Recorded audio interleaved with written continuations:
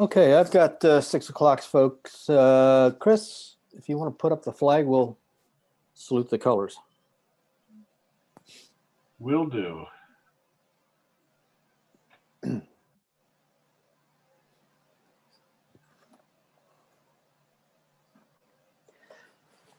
hello, everyone.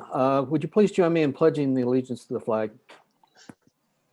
I pledge allegiance to the flag of the United States of America and to the republic for which it stands, one nation, under God, indivisible, with liberty and justice for all. All right, welcome, folks. You have tuned in to the February 23rd meeting of the Town of Canandaigua Planning Board. Let me do a roll call, make sure we got all the ducks in line. Ryan Stachak, I am here. Gary Humes, I am here. Bob LaCourse, I am here.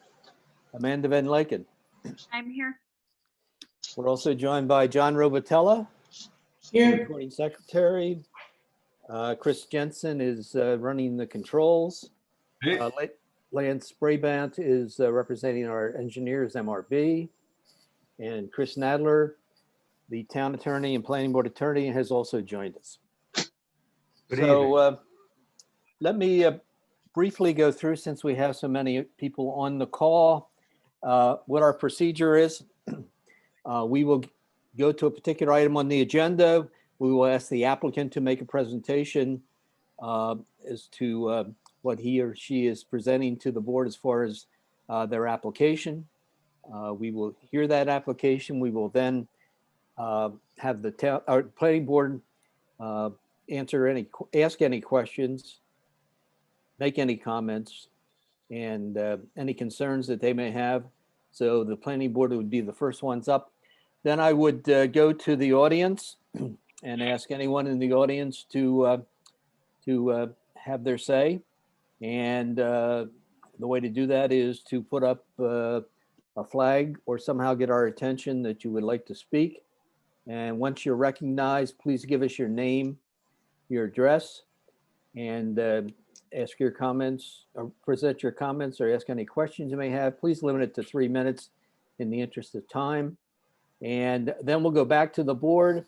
And this evening, we're really only discussing, well, we have a sketch plan, and we also have a hearing on a final subdivision plan, which is still subject of whether we're going to act on that tonight, but I will open the hearing in a few minutes.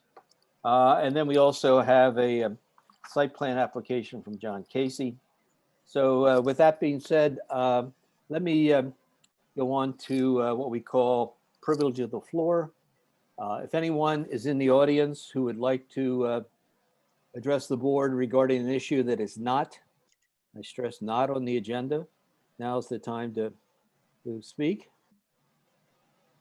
And I will call on anyone who would like to say that. Giving them 1, 2, 3. Okay, it appears, Chris, we have no one. I don't see anyone raising their hand or waving their hands or anything. All right, well then we'll move on. As I said, the first item on the agenda tonight is a public hearing. It was duly advertised in the Daily Messenger on February 16th. It is presented by Marks Engineering representing William Metros, owner of property at 5100 Bristol Road. And Mr. Metros is seeking an amended preliminary and final subdivision approval for his subdivision of 7.426 acres into 11 lots. And there was an initial preliminary subdivision approval given back in October, but now we're, I guess Mr. Metros is asking to amend that approval as well as submit his final plans. So Brennan, I'll preface our remarks or your remarks by saying there was apparently some information you were to provide to the town and to the board prior to our making the decision or considering a final subdivision. And my understanding that information was not supplied. So we're, I guess, here to listen to whatever updates you may have, as well as any residents, of course, that would like to speak on this issue. So with that, I'll turn it over to you, Brennan. Yeah, so Chuck, thank you. Everyone hear me all right, right? And we got unmuted? Okay, good, thank you. So there was some discussion in the PRC reading regarding this project, regarding sidewalks and on also how the open space, how the 11th lot, which is the open space, will be preserved in its entirety as open space under conservation easement. Chris and Chuck, I think you guys are missing something up on the town website, the response to the PRC that we resubmitted on January 15th, which is the updated final site and updated preliminary site and subdivision plans regarding those comments, which show the sidewalk that you guys requested, and also the subdivision plat shows the language that outlines the conservation easement. And I noticed on the town's website, it only shows the initial submission before we had our PRC. So I think that might be our disconnect. You are correct. The only plan we seen was dated January 6th. That was discussed at PRC, and So I thought it was the plan in front of us tonight. I'm looking at the PRC response we sent on January 15th at 2 o'clock, the email to the development clerk, that show the updated plans. So, I mean, I could bring those up on my screen if you'd like. We do have the site plan on the 15th, but it wasn't followed up. And the sidewalk did not go all the way around the cul-de-sac as per discussed. I mean, I can bring it up on the screen if you wish. Yeah, I would be glad to talk about it. So the discussion was had about the sidewalk at the PRC, and as you can see, the plan in front of you has the sidewalk on the north side or the west side of the proposed road. The proposed sidewalk goes to the cul-de-sac and does not go around. We discussed this, first off, I want to back up a little bit. And looking at the Middle Cheshire Service Corridor study there, I mean, none of the subdivisions on the east side of Middle Cheshire Road have any sidewalks on the street. So we're adding this sidewalk on here. You know, this is this is different than a lot of the approved subdivisions. Understood. This is what the planning board requests. So there we show it. We felt that it was fruitless to go around the subdivision with the sidewalk, as the lots on the north side of the cul-de-sac are mostly flag lots, and the direct path of travel is going to be across the cul-de-sac median. They're not going to walk around this cul-de-sac across the road, and this is going to be a very low traveled street. So that was our discussion that I wanted to have with the board. If the planning board desires to have the cul-de-sac go around, or the sidewalk go around the cul-de-sac for some reason, we could talk about that tonight. I mean, that's not necessarily something we want to agree to right off the bat, because it's kind of, in my opinion, a waste of money and a waste of something to maintain. The other discussion was about the conservation easement and how the 11th lot will be held. If you scroll to the subdivision plat, which is 2 pages up, you'll see all the entire language for the conservation easement on that plat. Yep, there you go. So that was our discussion at the PRC, and that's essentially how we've answered it on these January 15th drawings. Okay, I'll open it up to the board to any comments they have regarding the sidewalk issue.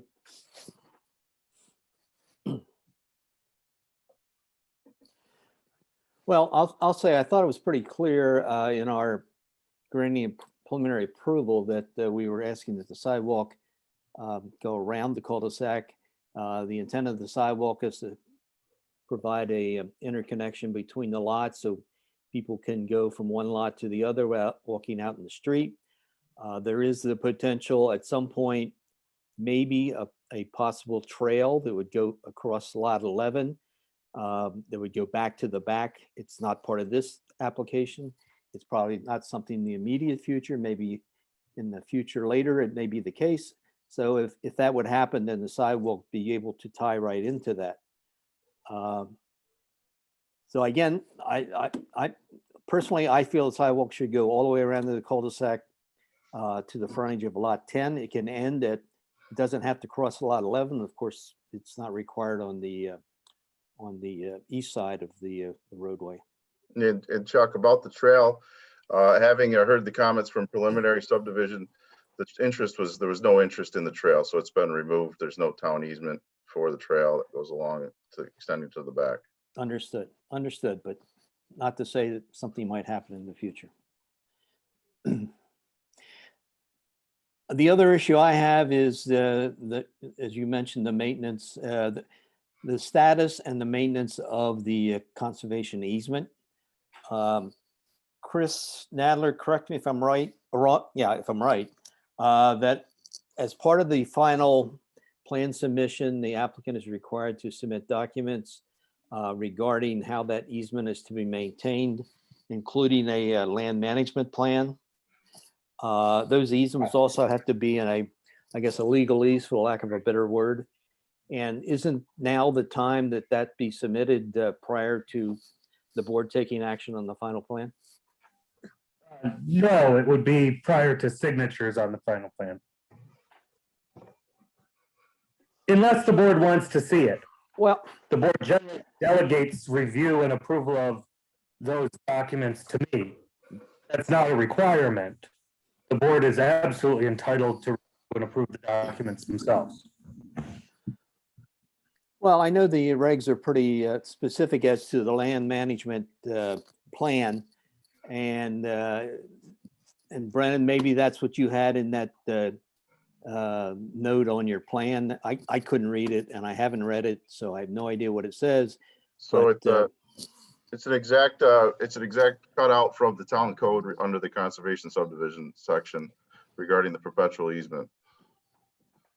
Oh, sorry, forgot it was conservation easement or conservation subdivision. Chuck, you're absolutely right. The board needs to review it. And if Brennan did an exact cutout, I think it probably is adequate. But the board would have to either review that or delegate that to me. Who would have ownership of that lot number 11? Private ownership. Whose private ownership, Brennan? It's, well, at this point, I mean, it's up in the air, but the developer is interested in owning lot number 10, and he would own number 11 also. So that would be private ownership. It does say in the conservation subdivision section of the code, it can be held under private ownership. Yeah. And as part of that, ownership would include the maintenance of the retention area out by Bristol Road. Yep.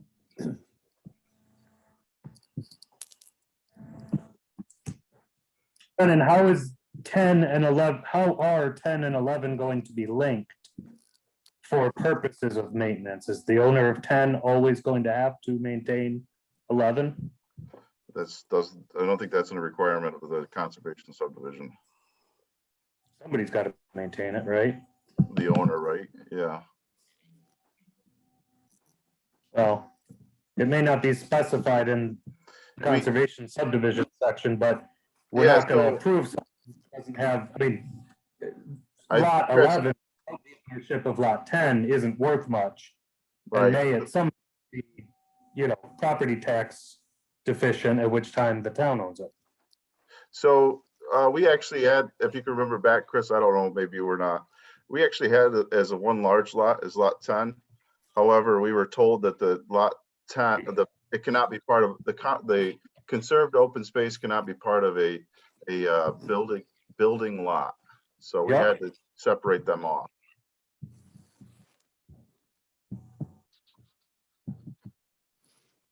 That is correct. That's in our code.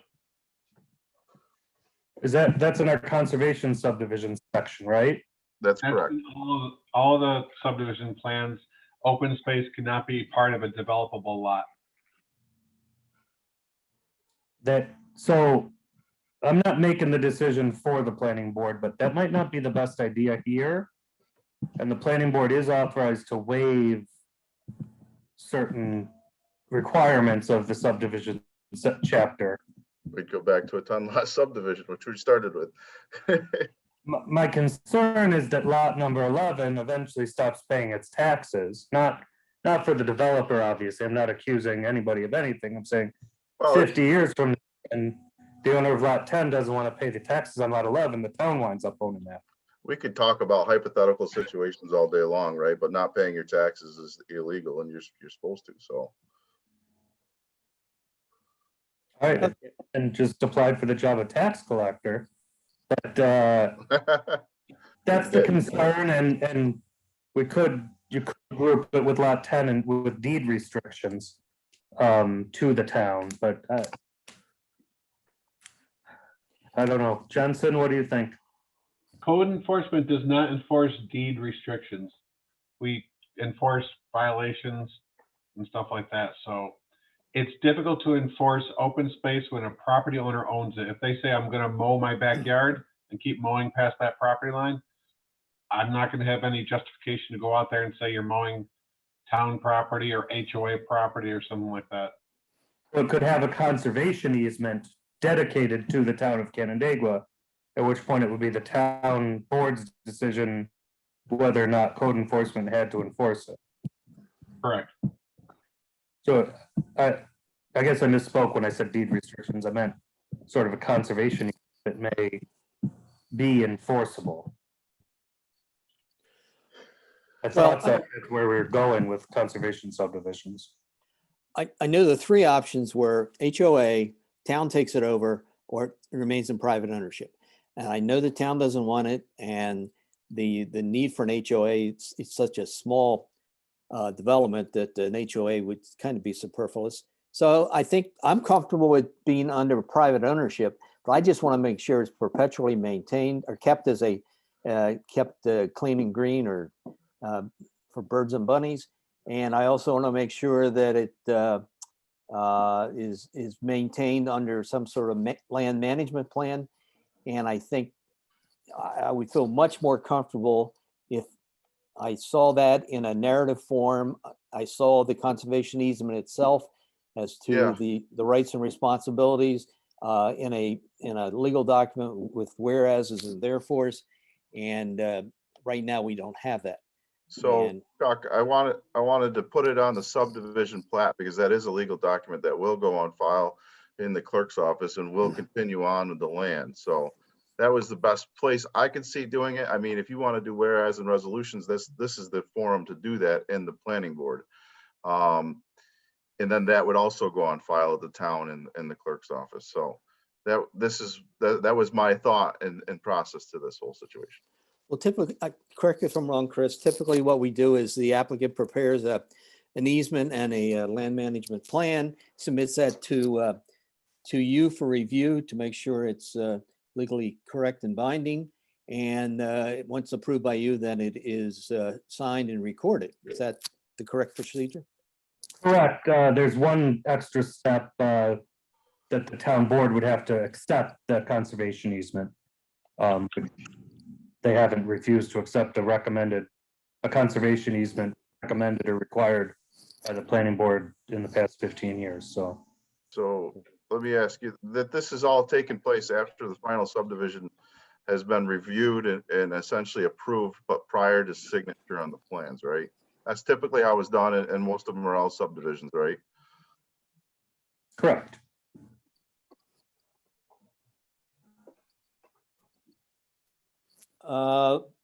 Brendan, you That also would be had some, Brendan, getting off the easement for a second.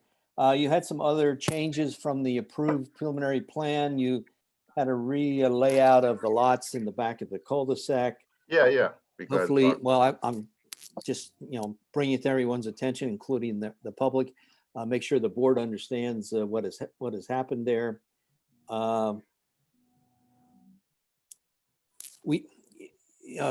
Back to the sidewalk. How does everyone feel about the sidewalk as far as the town board, planning board? This is Gary. I agree with you, Chuck. I think the sidewalk ought to go around the cul-de-sac, at least to lot 10. This is Bob. I would agree. And Brennan, I don't think we're giving you anything overly burdensome here. I mean, first of all, we've allowed for a conservation subdivision. We've allowed you to reduce your minimum lot areas down to 9,000 square feet, give or take, and below the 10,000 square feet. So we realize it's a unique lot in that sense. And I think to ask for a sidewalk on the one side to go around the cul-de-sac in front of all the lots that are being proposed is not asking for too much. And I would concur with that. And sounds like we have 3 votes at least. So Chuck, I guess, we're just, it's a new thing for the town and their subdivisions to require the sidewalks like this. So. No. Yeah, I wouldn't agree with that either. I've No. gone over it now for In the last years and we've done 7 years. it. Okay, Okay. you've been voted down, Brennan. Go ahead with your statement. So it's to appease the planning board and is we'll just link the sidewalk around. Realistically, crosswalks would be more realistic in how people are going to travel here, painted crosswalks. But to make to give the desires of the planning board, we will provide a sidewalk around the western side of the cul-de-sac to lot 10. And I would ask that would be a condition of approval. Well, I'm not sure if we can condition final plan approval. Is that correct? We were unable to advertise the 116 plan and all the notes and stuff. So this will have to be continued for final and preliminary. Okay. Brennan, Sure. does You were the on. sidewalks also stop at each driveway? Town standard is to continue them through the driveway? Okay.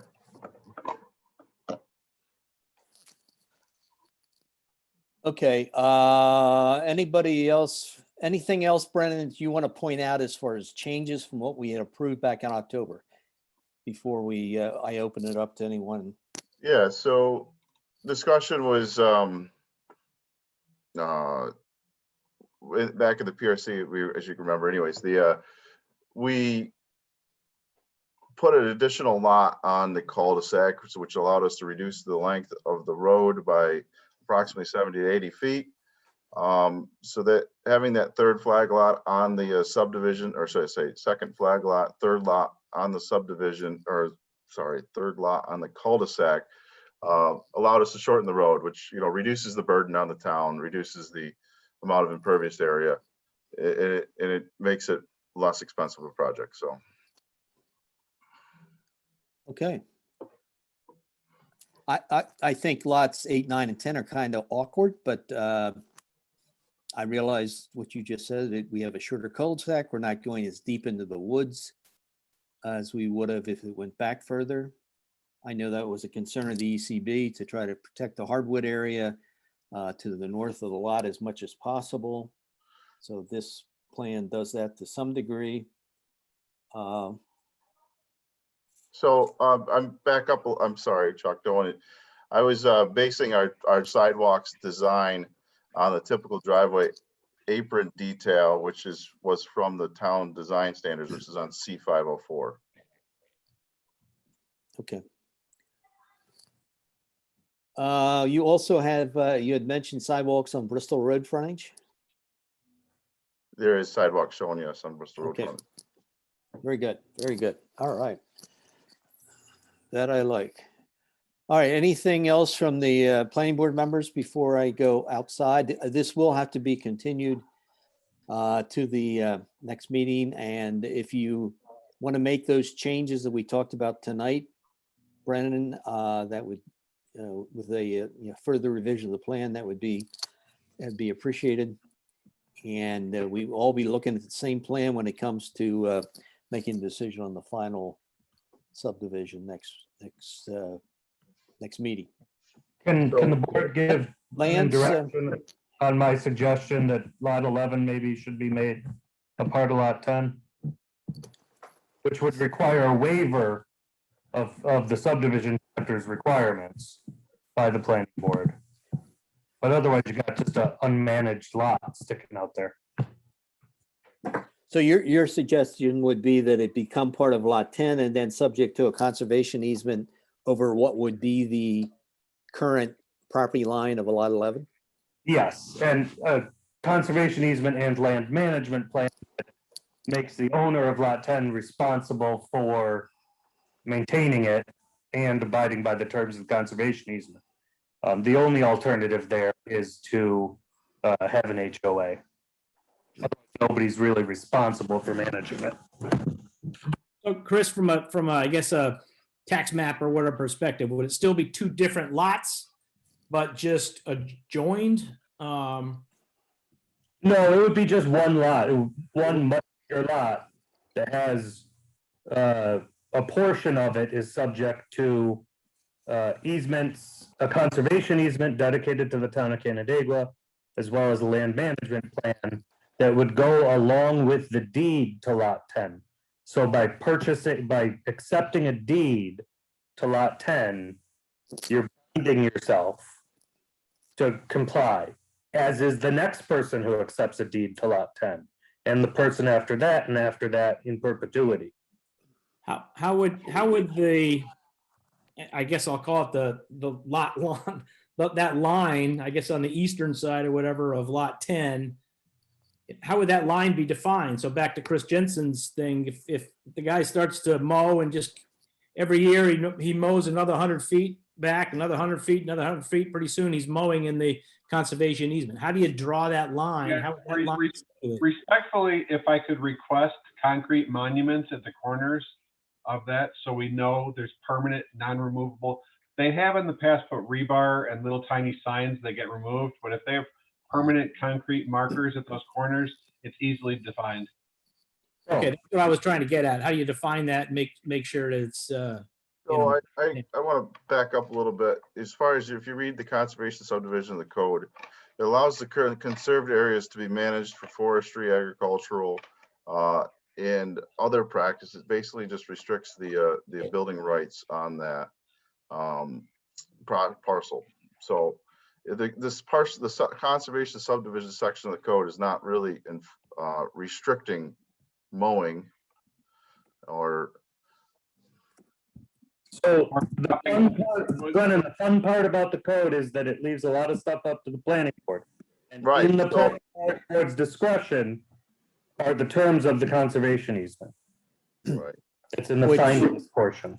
Which, folks, I think makes that land management plan much more important and something that we should look at, because he could theoretically go in there and clear cut the trees back there and plant it with grass and say it's still a conservation easement. I'm not putting any structure back there. So I think we want to have it be clear that as a term of the easement, conservation easement, that those trees shall remain because they are considered a resource to the town. This is Ryan. You got it, Ryan. just comment? So a couple things. So conservation easements, that go into perpetuity, I guess the concern would be putting that level of restriction from my perspective on that, Chuck. I hear what you're saying, the value of it, but I guess if we could just kind of keep commenting on the conservation easement as a separate lot. So I guess I would be in favor of keeping it a separate lot, because it would allow for that lot to be, there may be a market in the future where somebody may want to purchase that lot, even though it's in conservation easement. It would allow the free market to kind of dictate the value of that lot. If somebody lives in, let's say, lot 3 or in the hammocks, and they would like solitude, they may want to purchase that lot on the free market rather than it be tied to lot 10. So I think I think there's some value to that discussion. and why it should not be tied to lot 10. Does that make sense? I It's just another want to opinion. note also is, the conservation easement just limits the structures on the, what I feel would be the best is to have a limiting restriction on what that can be built on that lot. I mean, I would not also, why would we not allow agricultural operations on that lot? Because who has the right to do the agricultural operations? The property owner, the neighboring property owner of the whole conservation subdivision? It's set aside as conservation space. We have a lot of them in Saddlehorn and stuff like that, where people have, that conservation easement was a buffer, a vegetated buffer, and they've cut all down the trees because it wasn't defined. So now they're looking into each other's backyards. Yeah, To be clear, we're not singling you, Brennan, out or the developer. It's just that this is, maintenance and details of conservation easements has proved to be complicated. So we're trying to just nail it down Could we very, work- very fellas, strong. Could we work this out offline? I mean, between Chris and Brennan, maybe you guys could converse, Chris Nadler I'm talking about, and come up with a document that we could review prior to our next meeting. And at least we have something in front of us rather than sitting here trying to noodle it, saying what if. And, Absolutely. and Lance, you're jumping up and down. Do you have something to say? You're muted or, There you go. Can you hear me now? yep, we can hear you. All right. So I just want to make sure everybody understands where we are. We, at our October 27th board meeting, this application received preliminary approval with a set of conditions, 7 of them to be exact. So my understanding is based on tonight's meeting, based on what I'm hearing, Brendan is going to either A, comply with that preliminary conditions of approval, provide those plans to the town for signature, meeting those conditions, or B, provide an amended plan, which is what I think he was attempting to do, provided the amended plan based on tonight's discussion, which would need to get an amended approval from this board at its, whatever the next meeting is that this is scheduled for, prior to getting a final plat approval. Correct. Okay, I just want to make sure so that we're all on the same page. And Next time. it sounds like the amended preliminary plans are going to be changed, as will the final plan obviously be changed. And we'll also see some documents regarding the conservation easement as well as the land management plan. Okay? Correct. Okay. Sounds good. One other thing you did change, and it should be for the record, from the preliminary, you removed the evergreen buffer between the hammocks and this property. And yeah, you've got a pretty healthy tree line there that should suffice. So I don't have an issue with that. I don't, any other board members do. And then, No, I kind of just wanted to know why he did that. And was it because of the existing tree yeah, line?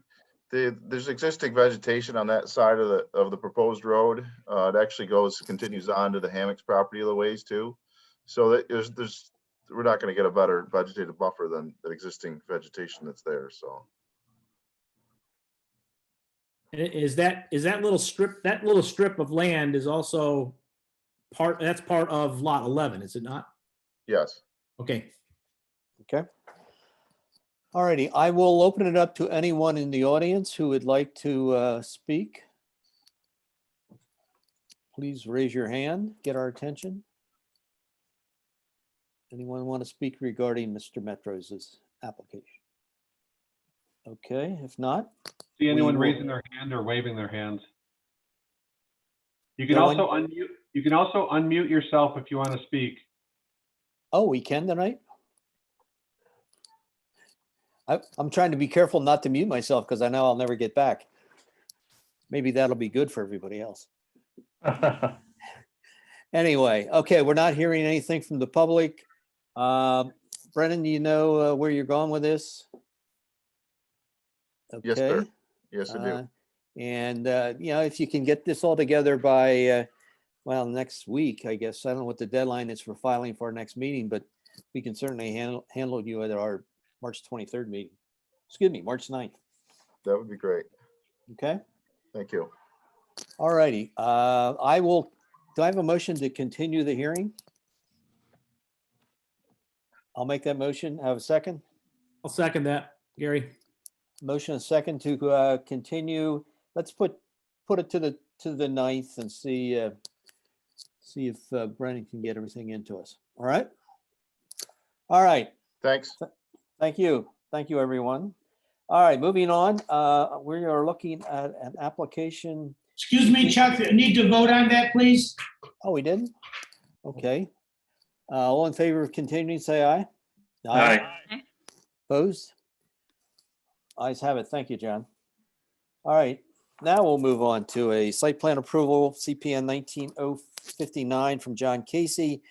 John owns property at 3814 County Road 16. He's seeking to amend his site plan approval for the proposed improvements on the lakeside portion of the parcel. And John, I see you're here, and I see you were successful the other night, last Tuesday at ZBA. So you're here to talk to us then. So why don't you tell us a little bit where you are? I know this has been a long, drawn-out process, but hopefully it'll come to an end soon. He's muted. Well, I hope it does, Chuck. And yes, it has been an extremely long process. And in my opinion, maybe an unnecessary one. But I will defer to you a little bit. What would you like to hear from me exactly about this submission? Well, I know you had plans. I don't think they were ever voted on or acted upon by the planning board. And before we took action, they were amended. You did some changes to the plans out there, and then you came back. You got, I guess you upset the wrath of the DEC for a short while, and then you got squared away with them. And when you got squared away with them, it resulted in, I guess you're requiring to have a variance from the ZBA, which, as I said, you got last Tuesday. So now we're down to the plan in front of us. And you want to tell us a little bit about what you're doing down there, and being specific to the planning board, maybe shoreline guideline, what kind of attempts you have there as far as landscaping and buffering and vegetation, structure. Yeah, talk. So I guess I'll start by expressing some emotions that I've had over the last year that have been kind of pent up. And as long as I have the floor, I guess I'll take advantage of sharing some of those with everyone here in attendance at this call. I've been a resident here and a taxpayer in the town of Canandaigua for 31 years. This is home for me. It's where I've elected to raise my family. I volunteer quite a bit of time to the town. I volunteer a paid position on the ZBA. I've dedicated numerous hours as a volunteer to the town, both on the town and city, I want to call it composite board. I've also dedicated numerous hours on the ordinance committee. I have been a member of and participated in many charitable organizations throughout my life and my career. And I have been involved and led many business organizations for a great number of years. One I'm very proud of is I was the chairman of the board for the Builders Exchange in Rochester. I was an executive in the construction and development business for 30 years, over 30 years. I've been involved in construction and development of over $2 billion worth of work during my time in my career. I believe I've been an extremely good steward of the land and lake here in Canandaigua for my 31 years that I've lived on it. And as many of you know, I was profoundly hurt here in Canandaigua in an accident right on Westlake Road. And in spite of that, have continued to make a very significant investment in the town of Canandaigua. Unlike many people, I live here 24/7, 365 days a year. And what work was proposed and what work is proposed is absolutely necessary for me to access my property down at the lakefront.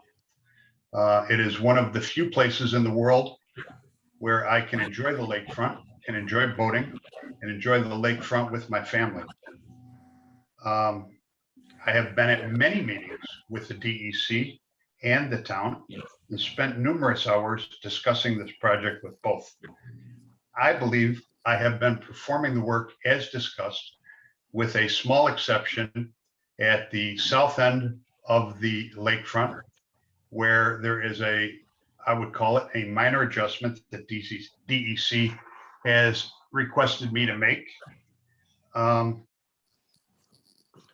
than that, I believe I've performed the work as detailed on the original submissions and drawings, and I will be happy to explain that position if so requested. But most importantly, I want to say that, all of those other things being said, I almost feel like I've been made to feel like a criminal here throughout this whole process. I don't believe it's anyone's intent, but that's the feeling that I get. Almost feeling like I'm the enemy rather than a good member of this community. And it's almost made like I'm felt to be like I've been caught doing something bad to this property. And I don't think that's the case. I feel very harassed. I feel like I've been discriminated against because I am a disabled person. And I've lost a year's worth of time and enjoyment on the lakefront with my family. And I ask, what is the cost of that year? What is the cost of the memories and the happiness that I would have experienced down there at the lakefront? This incompletion of the work and a stop work order not only hurt me and my family, but it's hurt my neighbors. And I believe it's hurt the community. And I believe unnecessarily so. I believe those modifications that DEC has requested me to make could have been made and should have been made when the work was in progress, rather than a stop order be issued. And most surprisingly to me is for this whole year process, and I want to go even before that. I want to say almost when I first started this process of what was going to be developed down at the lakefront nearly 3 years ago, I have not been asked one question as to what happened, why it happened, how it happened, not one. I've only been told what I needed to do. No one has asked me why it happened, what had happened, or how it happened. I followed the work on the drawings. When this work was taking place, it was costing me $1,000 worth every single day I was putting into that lakefront. Between labor, material, supplies being delivered, it probably was in excess of that. Many people have spent numerous hours reviewing these documents and reviewing these both sets of documents, and no one has ever brought up to me that there was any issues on these documents. The DEC looked at them, the town engineer looked at them, the code enforcement officer looked at them, the original engineer who created these documents have looked at these drawings, and I myself have looked at these drawings. No concerns were ever expressed. And in particular, no one took a look at that large, massive tree that's down at the lakefront and said, how are we going to protect that? That is part of the environment, and it's part of what you just asked me to explain. How am I going to protect the environment with this plan and with this project? I believe this whole issue started over my concern to protect this property and to protect this environment. I have created a plan to protect the environment. There's an area along the roadway now between the road and the retaining wall that's there that is a flat surface to capture the runoff from the road. That flat area was not there before I started this work. I created it to capture that water and that runoff. This land strip between the pavers that are proposed and the riprap that's there, I created that so that we could go and catch the runoff from the pavers before it gets in the lake. I created the natural stone proposed rampway from the road down to the lakefront to capture the water and to capture the runoff from the road before it got to the lake.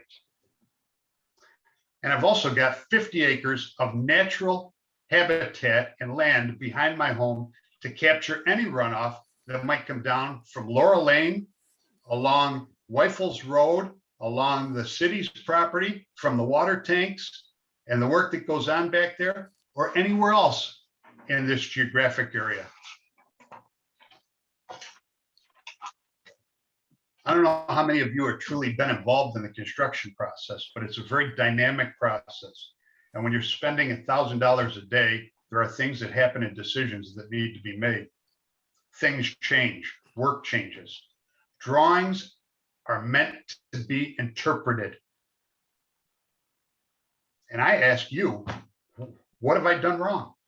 I want someone to tell me what I have done wrong, because I don't believe I've done anything wrong. And if you like, I will go through the details to show you what was done, why it was done, and how it was done, if you so choose, if I'm so asked to show you. I'll leave it with that, Chuck, and I'll say, Okay. I'll raise it and I'll let you ask me questions, what you need from me and what you want me to tell you. No, thank you, John. I certainly feel there's enough eyes been on this thing. And, you know, what's before the planning board tonight is a request for a site plan approval for the plan we have in front of us. I think for the most part, what do you figure? More than half the job's already done. So what you see out there is essentially what it's going to look like. And certainly it looks very nice as to what you've done to date. Thank you. And I assume, I guess the one question I had before we go to the other board members is the mean water line is, you know, that blue line that's on the plan. Is that the new resulting mean water line? Or No. what is that? The blue line you see on the drawings was the mean high water prior to the work starting. Okay, was, okay. Was. Not The is. mean high Okay. water now will be the line that is outlined in red Mhm. towards the lake. And most of that is there now. And you can see that little triangular piece that DEC has asked me to modify Mhm. and pull back. Okay, Yes, right gotcha. there where the pointer is. That's Okay. correct. That makes it Other than clear. that lakefront is as constructed. Okay. Well, and regarding that tree, you've certainly spent a lot of time, effort, and money to protect it, and it's certainly an asset to the lakefront, and we appreciate that. Thank you. I do recall you're proposing some plantings in front of the new boathouse. Yes. It's tough to see from one looking at now, but I think you had some landscaping either side of the steps. Yes, there are planting beds that we are proposing on either sides of the steps. That is Okay. correct. Not a lot of room to put too much. Chuck, can John explain better what's going to be in the planting beds? Are they going to be tall enough to kind of shed that shed there? I want them to be more on the lower end because I am going to have two windows looking out from that shed over those planting beds. So are they going to be like a permanent bush, John, or flowers? I want to say TBD, to be honest with you. I want to see how it feels down there and what we think is going to look the best. I love color, so I would like to have some flowering bushes there. But I also think that we need some more sturdy bushes there to hold the landscaping in place. I hope that answers your question. Yeah, I think I just wanted to make sure from the lake side that we just softened that building. It's an accessory building. What are you going to use it for? The general things that people use those buildings down at the lakefront for. Sure, storage. Yep. We're gonna have some tables down there, some chairs down there, and in the wintertime, we're gonna want to put them inside. Sure, sure. So it's more of a utility building, let me say it that way. Thank you. Yeah. Yeah, I went down and looked at it today. It's hard to see with the snow, but I've seen it many other times as you've been working on it down there. Mr. Casey, Yes, if you are putting a bathroom in it, they are permittable. Just wondering if you could show like a septic or sewer going to the lines or something like that, if you're gonna do that. the septic was already approved by Ontario County and has already been brought under the road in a bore.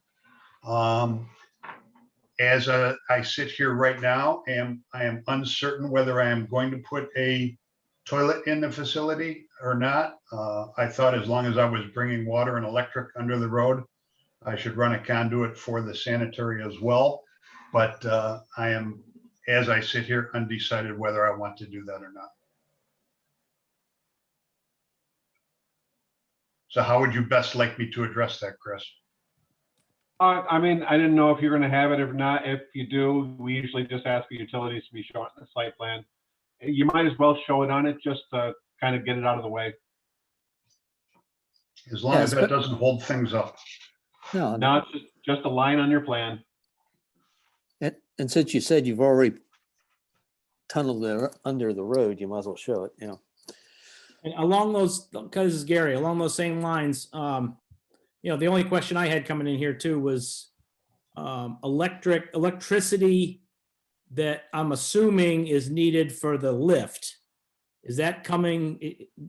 Do we need to show that on the plan so that we know where that line is of, I'm assuming it's going to come from the shed or that area and then up to the lift? Is that how you're getting power to the lift?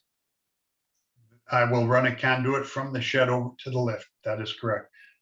So I guess that just from Chris, maybe your answer, Chris Jensen, is that something that should be on the plan as well? So I would say usually no, because the only thing we're looking for as far as utilities on plans are main services as far as main utilities go into a building.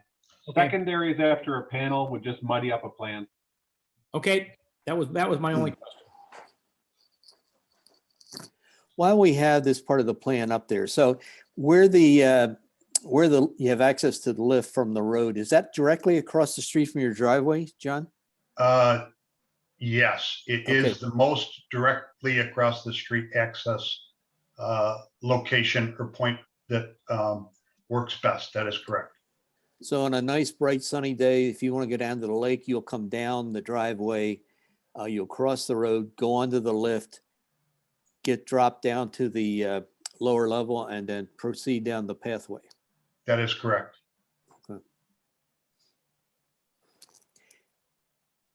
Do you have any issues with the county in terms of the road right away? Anything you're doing out there, or you have done, or will do, or? I have not. Everything on this drawing that you see is South Riley. within their acceptance. They've asked me to move that lift back to its current, where its location is shown here on this drawing. Yeah, I remember now that I think the original plan had it out in the right of way. Okay, good. Okay, you got this slope. Anybody else from the board have anything? Nope. Soil and erosion control. All right. Is there anyone in the audience who would like to speak on this application? Have any questions? If you want to, just unmute yourself and say your name, please.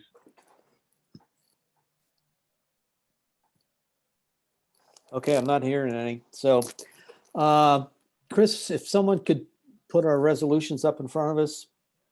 And while you're doing that, you did get your order of consent from the DEC on the 21st. You got your ZBA variance last week. The county planning board, as they usually do with lakefront properties, recommended denial.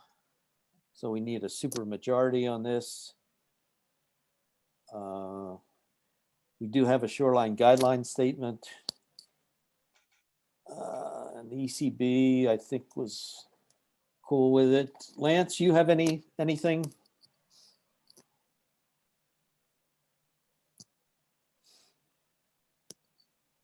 Either has nothing or he's muted.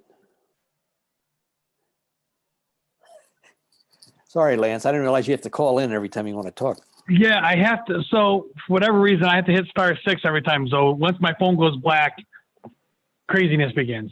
Anyhow, to answer your question, board, no, I don't have anything additional.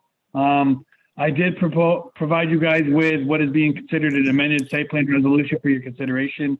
I left, I believe, the two original conditions that were on there. One is the standard that the 180 days to get signatures on the plans. The second one was a note that we had added as part of the original was getting DPW's approval from the county. Based on testimony provided tonight, I'm not sure if that's a requirement or that we need that or not, or if Chris doesn't have it, but I left that on there for your consideration. And it sounds like we might have a third one, which is adding the sanitary sewer service onto the site plans.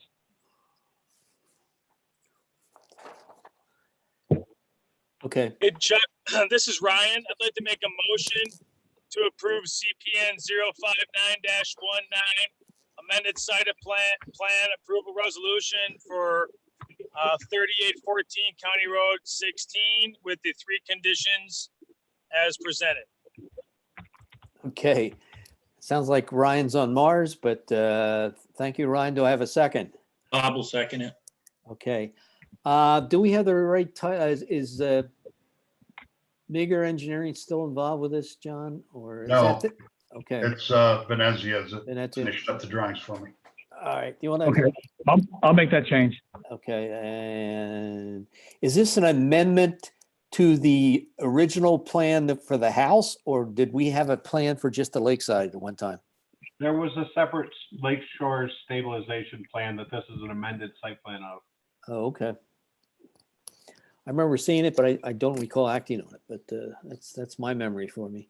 So Okay. That's where we got the Meager Engineering from. She did the original shoreline stabilization plan. Okay. All righty. So we have a motion and a second. And all in favor? Aye. Aye. Okay, John, I think you've come to the end of the ropes with your requirements for reviews and approvals. Thank you very much. I appreciate your time, and I'm glad we're at the end. Okay, sorry for the inconvenience. All Thank righty, have a good night. All right, we'll move on to a continuation of a discussion we started last meeting with the Morel, with Jeff, and the meeting was not duly advertised, not the right word. Notification was not given to all the surrounding residents. So in the interest of making sure they were familiar with what we're doing here and what Mr. Morel is proposing, we decided to reconvene tonight and continue to discuss a sketch plan. And Jeff, I know we had asked that possibly if you could go through the conservation analysis, and I know you have it in some sort of narrative form, data, like a data form. I remember seeing it somewhere, and I think you shared it with us. If you could go through that for the good of the group, that would be appreciated. And also maybe when we put the plan up, talk a little bit about the location and sizes of the constrained land we're looking at here, since this is a conservation subdivision, and we want to make sure we're all aware of what we have to protect. So with that, I'll turn it over to you, Jeff. Okay, thank you. Can everybody hear me okay? I can. Yep. Okay, great. First, I always like to begin just formally. It's Jeff Morel with Morel Builders. And for any of the general public that has joined in addition to our last meeting, just want to extend an ability for you to reach out to me directly at any point. So I will just read off my email, which is Jeff.Morel at morelbuilders.com. That's just all one word, .com at the end. And my direct cell phone is 585-755-4606. And happy to repeat that again at the end if anybody missed it. We had a great discussion, and what I can do very quickly is run through that presentation again, and at the end I will recap the notes that I took from our last meeting, as far as being able to reintroduce some of the comments that we received either from the board or from the general public, so that I can kind of reiterate those pieces onto the record. And then I'm happy to go through the project information with regards to the overall conservation subdivision analysis. I'll also try and do that as I'm walking through the presentation proper, so that you can get a good feel for it. So I'm not sure who's in charge of the presentation, but if Chris, if that's you, if you could bring up, you can just move right to second slide. I will start walking through the project. So in essence, this is the furthest zoomed out parcel view, aerial view of the project. The project is encompassing 95 acres, and we have already had an approval nearly 10 years ago on the original Miller parcel, which is bounded by Route 21 on the north and the west, and it extends approximately 55 acres. We have since acquired the Wilkin parcel, which is immediately to our south, which comes in off of Parish Street Extension, and we're utilizing a very small portion of that Wilkins parcel. That parcel is approximately 42 acres in total, and we're using only a handful of acreage there to extend our project and give us a second point of access and egress on that land. So the project in its entirety is a conservation subdivision design. Our original project on the Miller parcel was designed as 55 homes in a much larger lot configuration. It used a lot more of the property. And on this project, we are basically achieving nearly 72 acres, a little over 72 acres of open space, all told, which is really an unprecedented amount of open space. And we have designed that open space with conservation subdivision design guidelines in our mindset. And normally, whenever you have open space, the general criteria is 40% as a requirement. As I mentioned, we're achieving high 70s% all told. And you isolate or identify all of the natural features throughout the site, and you use conservation subdivision design to try and protect and maximize the protection of those natural features. And we were able to basically accomplish all of the natural features into a protected status. So if you look on the right side of this slide, where it talks about conservation design, the first thing that we look at is rural, how much rural character can we maintain through open space protection. And that has to do with view sheds along your streetscapes as we're presented to the project. And so starting from the north on Route 21, if you can look at where we are beginning our very first home, we subordinated that first home beyond the rear of the two adjoining parcels as far as where those current homes were sitting in a setback position. And that was also one of the comments when we go into design. Is it possible to extend that front buffer to Route 21 even further? And so we will look at that to see if we can make additional accommodations there by pushing that first townhome unit further to the south. Second, if you look at the distances, it's very difficult to understand distances when you're looking at an aerial from a high vantage point. But distances are 500, 1,000 to over 2,000 feet from viewshed corridors as you're traveling south on Route 21. We are now looking across the maintenance of a huge open space block as you look from east to west across that open field area.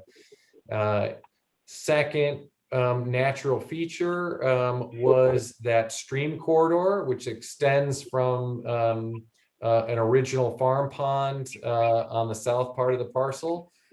We've been able to put that entire stream corridor into a no development zone, giving 100-foot minimum buffers to the east and west of that, and utilizing that stream corridor as a natural asset of the contemplation of the extension of the park area. And then as you kind of move further south on the parcel onto the Wilkins, all of the wood stands are protected. The two agricultural farm fields are also protected. We anticipate that continuing in an agricultural use. And from a grading and topography perspective, we laid out this road and streetscape to have the minimal disturbance of any type of earth movement, both in the positioning of the road to utilize exactly where the grades were taking place so that we didn't have to do any significant cuts or fills, but also the product type that we're utilizing. We went with a smaller, low profile townhome in basically 2-unit buildings, predominantly with some 3-unit buildings. We moved away from the larger footprint 4-unit buildings, giving us the opportunity to end load those. But also, if you look at overall disturbance of the natural area, we would only be utilizing approximately 20 feet to the rear of each building with regards to formal maintenance, and there would be no need to extend lawn or mobile area beyond those 20-foot rear setbacks of each one of the buildings. So from an overall picturesque and preservation perspective, basically 100% of the wetlands are preserved. The stream corridor is now preserved. The original farm pond is preserved.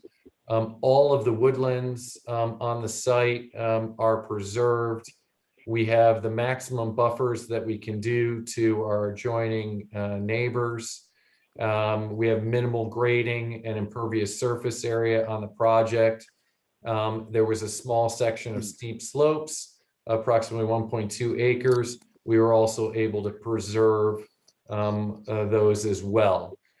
So again, we're accomplishing a tremendous amount of open space.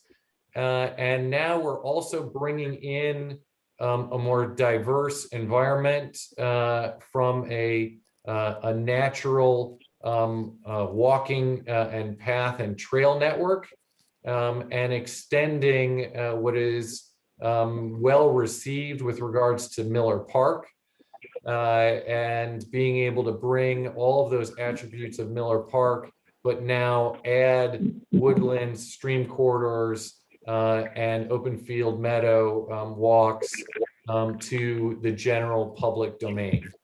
And so that's classic conservation subdivision design, and we were basically able to achieve every metric imaginable with this project. Then, if you look at it from a development perspective, we meet health, safety, and welfare guidelines by accomplishing 2 entry and exit points. Prior to, we had the Miller parcel, where we only had the ability to enter along Route 21 on the north and then exit the parcel along Route 21 to the west. And you can see now we've been able to eliminate all of that secondary entry requirement, which is a great service to those residents along Route 21, as well as the original bed and breakfast. We can keep that view shed area much more protected directly behind those residential applications. The other nice element of that is we have an off-peak distributed traffic profile with an empty nester product. By off-peak distributed, I mean the empty nesters do not utilize road networks during the AM and PM work hours. So they come and go much more during the off-peak times. And we don't have a single entry point. We can now create a redundant entry and split that traffic profile to 2 exit points, one to the north and one to the south. The other nice element of empty nesters is the total trip generation of an empty nester profile is a fraction of a family environment. You're not taking kids to the soccer game and to the school events and multiple trips that a traditional colonial environment would require. It's a much smaller traffic profile with regards to all toll traffic and trip generation. If you want to flip to the next slide very briefly, it highlights all of the open space now in green throughout the entire project. And then there was discussion as far as were there areas that the town wanted to own outright by taking in dedication versus HOA management under conservation easement with cross public access easements provided to the town. And we are open to any and all of those solutions. We expect full easements on this parcel, and we have a tremendous amount of experience in conservation easements, going from highly restrictive to more relaxed with regards to its maintenance in perpetuity. And we can interject our learning as well as best practices that we have absorbed across multiple townships and are willing to implement those based on town feedback.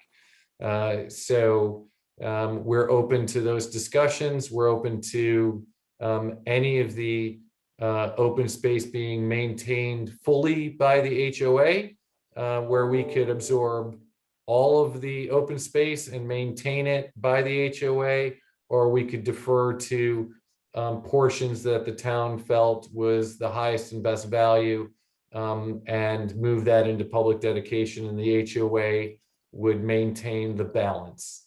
We're, as I said, we're accepting of any of those approaches. And so if you want to flip to the next slide, I can show you this. This shows you just briefly a more traditional road layout with 80 homes, and we only achieve 40% open space in this example. And obviously the general adjoiners as well as the environmental elements are much more impacted in this scenario. We are completely within code on what is before you here on this slide. It greatly shows the advantages of moving to conservation subdivision design per all of the points that I just made. So I highlight that, and again, that's also very similar to what was previously approved on the project on the Miller land. You can kind of move to the next slide briefly. Here again, we've kind of zoomed out and showed the aerials where we highlighted where the residential buffering is and showing where, from viewpoints to the east viewing west, because of the topography change coming up Paris Street, there's no site visibility of the project. We maintain the maximum amount of residential buffering, and then the trail network is purely proposed. So there was discussions about moving that access point along where Miller Park is onto the parcel. We are more than happy to slide that into a midpoint and bring the trail network in between two townhomes onto our road network, if that would be a better solution for the adjoiners. We do have a full sidewalk going from the north to south along the entire streetscape. And so those natural trails would hook up to the sidewalks, which could then proceed back to the natural trails. And the trail positions would be positioned based on feedback from immediate neighbors as well as town parks and rec. So that was included in our discussions last time, as well as we are absolutely open to putting in additional parking at both the trail connection points where our trail crosses over from Miller Park to create a safer environment for people to park on both sides of the street, depending on which trail network they want to use, as well as providing parking at our trail connection point along Paris Street, immediately to the kind of south and west of our entry. We are designed along the low point. As I mentioned, we designed our road network, laying out where the best topography would sit that would have the minimum amount of disturbance. So we highlighted where the area high point is. That area high point kind of extends along that angle point, and we're well below that. This parcel has full access to all public infrastructure, sewer, water, gas, and electric. I will tell you, because Ryan had made a discussion about development beyond this parcel, and it is not sewerable. We actually did study, the Wilkins asked us to study their parcel to the immediate south, and those parcels are beyond the ability to extend sewer. So I think those comments about further development along this pattern really could not take place. So I wanted to add that incremental input into the discussion. And we're going to continue to meet with any of the neighbors. We had one meeting scheduled already, but we ran into wonderful Rochester snow, which has been pounding us for the past week and a half. And so I'm happy to walk the parcel directly with any of the residents to address their concern as weather improves over the next month. And I think that was it on overall public comments that we received to date. And with that, I think I can turn it over to the board if there's any additional questions. Jeff, Oh, actually, yeah, you're right. I actually had a couple more slides, sorry. Just giving you some highlights of the trails and trail networks that are proposed in the community in keeping with what Miller Park has. And very similar, we'd be putting in features such as those decking, where we highlight natural features as well as trails through the woods and really solid monumentation. There's a lot of open space in this parcel to work with. And that's showing a front elevation. Actually, you're right. I have one more comment.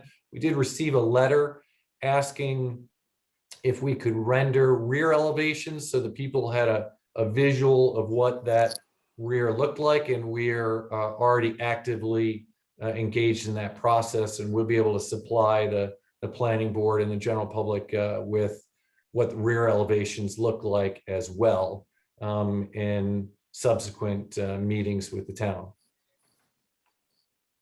Sorry, that's it. Jeff, Hopefully I covered it. as I mentioned before, you had a data sheet, and it was it listed out the percentage of constrained land, how much of it was steep slopes, how much of it was floodplain. Does someone have access to that? I found it very informative. Yeah, I can review that really quick. So if you look at the overall project data on it, I'll read through some of those statistics for you right now. The Miller parcel is just shy of 55 acres, 54.4 acres in total. The Wilkin parcel is approximately 40.6 acres in total. So we are 95 acres, and we're in the process of field verifying all of this data so we could get a plus or minus a couple of acres coming to you once we complete all of our field verification. If you look at, from a density calculation, all told, we have to look at our constrained lands on the entire parcel. And it's really good to kind of review each one of those as far as how we make those calculations and how it comes up to the overall acreage and overall density calculation. But in essence, we've got 77.6 acreage and the SCR1 and another 2.4 in the R120. There's a little bit of this that's zoned R120, which brings in your overall base density of 80. And the overall developable area of this, as I mentioned, is 95 acres, of which we've got 72 acres in open space. Well, as part of your application, preliminary subdivision application, you'll have to delineate, show those color helps those constrained lands as to where they are and what they are. Do you want to have Rich talk a little bit about the stormwater management on the property? What's proposed, just in general terms? I know you haven't done the nuts and bolts of the drainage yet, but at least your concept as to where things will drain and how they'll be controlled. I can do that. So obviously we're at a very conceptual level here, but we're kind of envisioning, to start with, we've got two ponds that kind of straddle the creek corridor. At this point, we're kind of expecting that everything that's kind of on the uphill side of that creek corridor will go to the one pond, and everything on the other side will go to the other one, so that we don't have to take that storm sewer across the creek corridor. Save a little bit of trenching and going through there. I do know, looking at preliminary soils maps, we have a possibility of some B-type soils out here, which will allow us to do some infiltration. Obviously, as we get into some of the engineering a little more in-depth, we're going to take a look at that. We may be able to put some infiltration facilities as opposed to wet ponds. All depends on how our infiltration testing comes out. On the southerly end, we're going to have to probably have some small facility to grab what's going to come off the road, because everything naturally kind of drains towards the wetland in the center of the trees there. Everything will be controlled per our DEC regulations. We won't be touching the creek corridor other than our crossing. Nowadays, that is actually a Corps of Engineers riverine wetland. So we've had that delineated, and that was located by the surveyor. So we're in the process of figuring that acreage out. This site has some nice drainage patterns, so this is going to allow us to set up some good facilities that work well and manage our stormwater and control what goes off site to what's probably going to be better than the existing conditions. Yeah, that was my question, that where that stream runs off site to the northwest, I guess that is. Has there been a history of problems as far as flooding or drainage problems there, erosion, or does it look pretty stable? That whole channel looks pretty stable. It's got a lot more vegetation on it than what was there with the original proposal back in 2006. Like to see a lot of that vegetation left there. It's a nice breakup of the parcel and scenery. When I walked the site, I didn't get right down in that corner along Bristol Road, but what I saw through the site, I didn't see a lot of what I would consider bank erosion and like that coming down through there. But as you said, your intent is to have that runoff to be at precondition or pre-development or better as a result of this development, right? So the regulations require us to be at least at existing conditions, pre-development conditions. We always strive to try and make that a little better. Okay. Thanks, Rich. Board members, any further questions from the last time that you'd like to revisit? Yeah, I've got one, but Gary, I knew you're going to bring up the road, right? no. Oh, okay. No, Because no. he didn't mention it. I just want, I think we both want to make sure that road gets moved a little bit further to the south. Yes. Yeah, he mentioned that. And so Jeff, thank you. Yeah, I think in your presentation, you addressed, I think, pretty much all the concerns, questions I had last week, and sounds as if you're going in the right direction, at least from my perspective. So but I have one more question, and I guess little information, I guess, for those of people that are new here this week. So bear with me. It's a 2 or 3 part question, maybe. So bear with me here. But I want to first make sure everybody is aware that the traditional, I guess I'll call it traditional conservation subdivision, would only allow for 80 homes in this parcel. But because you are also including or proposing a trail system that is open to the public, that the town board, not the planning board, but the town board, can grant you an additional 15% capacity, which brings you up to the 92 homes that you have proposed on here.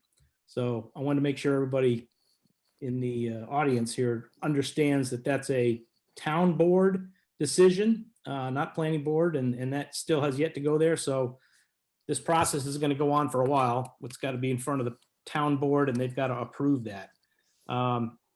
My question kind of pertains to that, and that's kind of, do you have a plan B? If the town board says no and they decline the 15% additional capacity, would you consider keeping the same townhome structure and design that you have right now, but reduce it and just maximize it at 80 townhomes or town home properties versus the 92? Or would you go back to that 80 single family lot design that you showed in your presentation? Or would you kind of go back to square one and come up with a new design? Is that kind of town board decision? Is that a go, no go decision point for you in terms of this design for this property? Over. Great. Gary, it's an excellent question. And so I'll try to address it in a number of ways. First, we are not a proponent. When I have an ability from an environmental perspective to have such a significant impact such as this, I'm not a proponent of going backwards. There is a tremendous asset that the town is invested in with regards to Miller Park immediately to the west, and to leverage that asset for the benefit of the town, I think is an excellent element for the community. So to me, I really don't want to go backwards, and so that would be my first position. The second position would be when you look at the need for 2 entry and exit points, that dictates that health, safety, welfare requirement for the community with regards to access and egress, and it's both in current town code as well as state code. And so we know that the best way of accomplishing that is through Pear Street extension, by connecting at that point, because we would immediately impact the bed and breakfast much more significantly, as well as create a visual along the Route 21 corridor across from Miller Park that's more development intensive. If you move to a single family lot scenario there, you're going to put larger lot homes. It's going to be frontage development. And you saw that even in the prior proposal this evening with regards to 11 homes and how much overall land that takes. So we don't have any intention of going in that direction as well. The third is because of the zoning issue, and Ryan and I had this discussion last time with regards to the product type. The need for empty nesters housing in the town of Canandaigua is massive. There are so many colonial homes constructed in the town of Canandaigua, and many of the empty nesters, because they don't have a product type that is a first floor designed home that reduces that maintenance, are locking themselves up in that product type right now, to the point where the moment that gets released, those homes become available and are sold quickly. So we see this product type for the residents of Canandaigua being very, very much in demand and in need for the housing diversity, which is really lacking right now. With nearly 78 million baby boomers across the country. So I think housing type is also critical. And then I would add the last piece, which I think I would really scratch my head on the town board moving in a different direction with regards to that incremental density. So yes, I could retool it at 80 units versus the 92. But what ends up happening is I gain a fraction of incremental open space. If you look at 12 units along my road frontage there, my road frontage stays. So now the town continues with, I've got a dedicated road of the exact same length that I'm maintaining, and I've just removed 12 units from them to pick up 2 more acres. on a project that is 72% plus open space. So I'm hoping that the immediate, we lose that tax revenue, we gain nominal or no increase in open space to the project, and we keep all of the maintenance of the dedicated streetscape. None of that would make sense. When we look at the density, the purpose of increasing density, we believe that what we're proposing here is exactly why you would increase density. You're like, we're not adding impervious surface area or additional streetscape. We are greatly impacting Miller Park to the positive. We are not becoming deletist with regards to removing that tax base of the empty nesters, and we're not gaining anything by that reduction. So yeah, we would look at retooling it at 80 units, but I would keep the product type. We might look at how we're configuring that road exactly, but I don't see much to be gained by moving into a traditional single-family residential. And I see all the adjacent owners being much more impacted and the environment being much more impacted. Okay, thank you. Appreciate your response. You're welcome.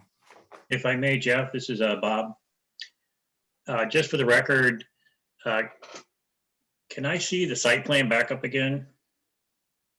Because what I really want to say is that every time I see your rendering, it's different than the actual site plan. And the rendering changes my thought process. But right there at the south entrance right there, those houses are so close to the road in the rendering, but not in your site plan. And I'm really worried about coming up around that hill because I do it all the time. And on your site plan, your houses are further away from that road, which really is great. And there's also either trees or bushes there. So my main concern really is safety coming up over Fair Street Extension there, and making sure oncoming cars and cars coming out of the development there can be seen at a time when need be. See those bushes, the houses are far away there from the rendering, and but there's bushes there next to the street. I do believe that when you get your, hopefully when you get your increased density, that your project is probably the best one I've seen yet for this property. Lessens the view from all around, and it's just, for my opinion, that it's going to be a good property. But I'm very cautious about that safety corridor right there. Yeah, Bob, thanks for that feedback, and you're absolutely correct. And what I'm going to do is just make a commitment, because that rendering is causing confusion both at both entry points. Right. I will make sure that this exact sketch plan is rendered in that format, because you're correct. We're very cognizant of both the traffic position from a site distance. That position was picked specifically to maximize that site distance, as well as I don't like those frontage homes there either. I like that natural buffer as you enter into the community. And we like to set a precedent. Even on that one, we try to be further set back from first position of home from all other home positions that are near us. So I'll make sure that I render it. And thanks for bringing that attention. Thank you. Back up at both the entry points. Right. Ryan, Amanda, any comments, questions? Ryan did say he might have to skip Yep, out. no, I'm here. I'm here. Oh, Can okay. you hear me, All Jim? right. Yeah. You're hanging with us. Go ahead, guys. Yeah. Oh, I'm here. I'm here. And this is Amanda. Just for the record, I know a continuation from our discussion at the last meeting was kind of the single family plan versus the multi townhome plan. I think the multi townhome plan checks a lot more boxes that are more in alignment with preserving the land and kind of getting what you can out of it and having that plan outlined. So I want to say, at this time, I'm in favor of the plan that's been presented, and curious to hear from the public. All right. Well, if no one else from the board would like to speak, let's move on. I'm here, to- Chuck. Okay. Oh, do you have something to bring up? Question? Go ahead, Yeah, Brian. yeah, I would just for the public that we're not here and for anybody else. So Mr. Morel, I really appreciate, the comments. And again, I support private property development rights. A couple things that I took issue with, just to reiterate, the last time that a similar project came to look at, there was not overwhelming positive support. There was a significant amount of public outcry against the project because I think of the rural character of the community. So I just want to reiterate that I think that the layout is good. All the preservation that you speak of, I think, is wonderful. I think the issue is that when we look at what you're calling your product type, or the houses or the townhomes, that it just doesn't fit into the rural character of the community.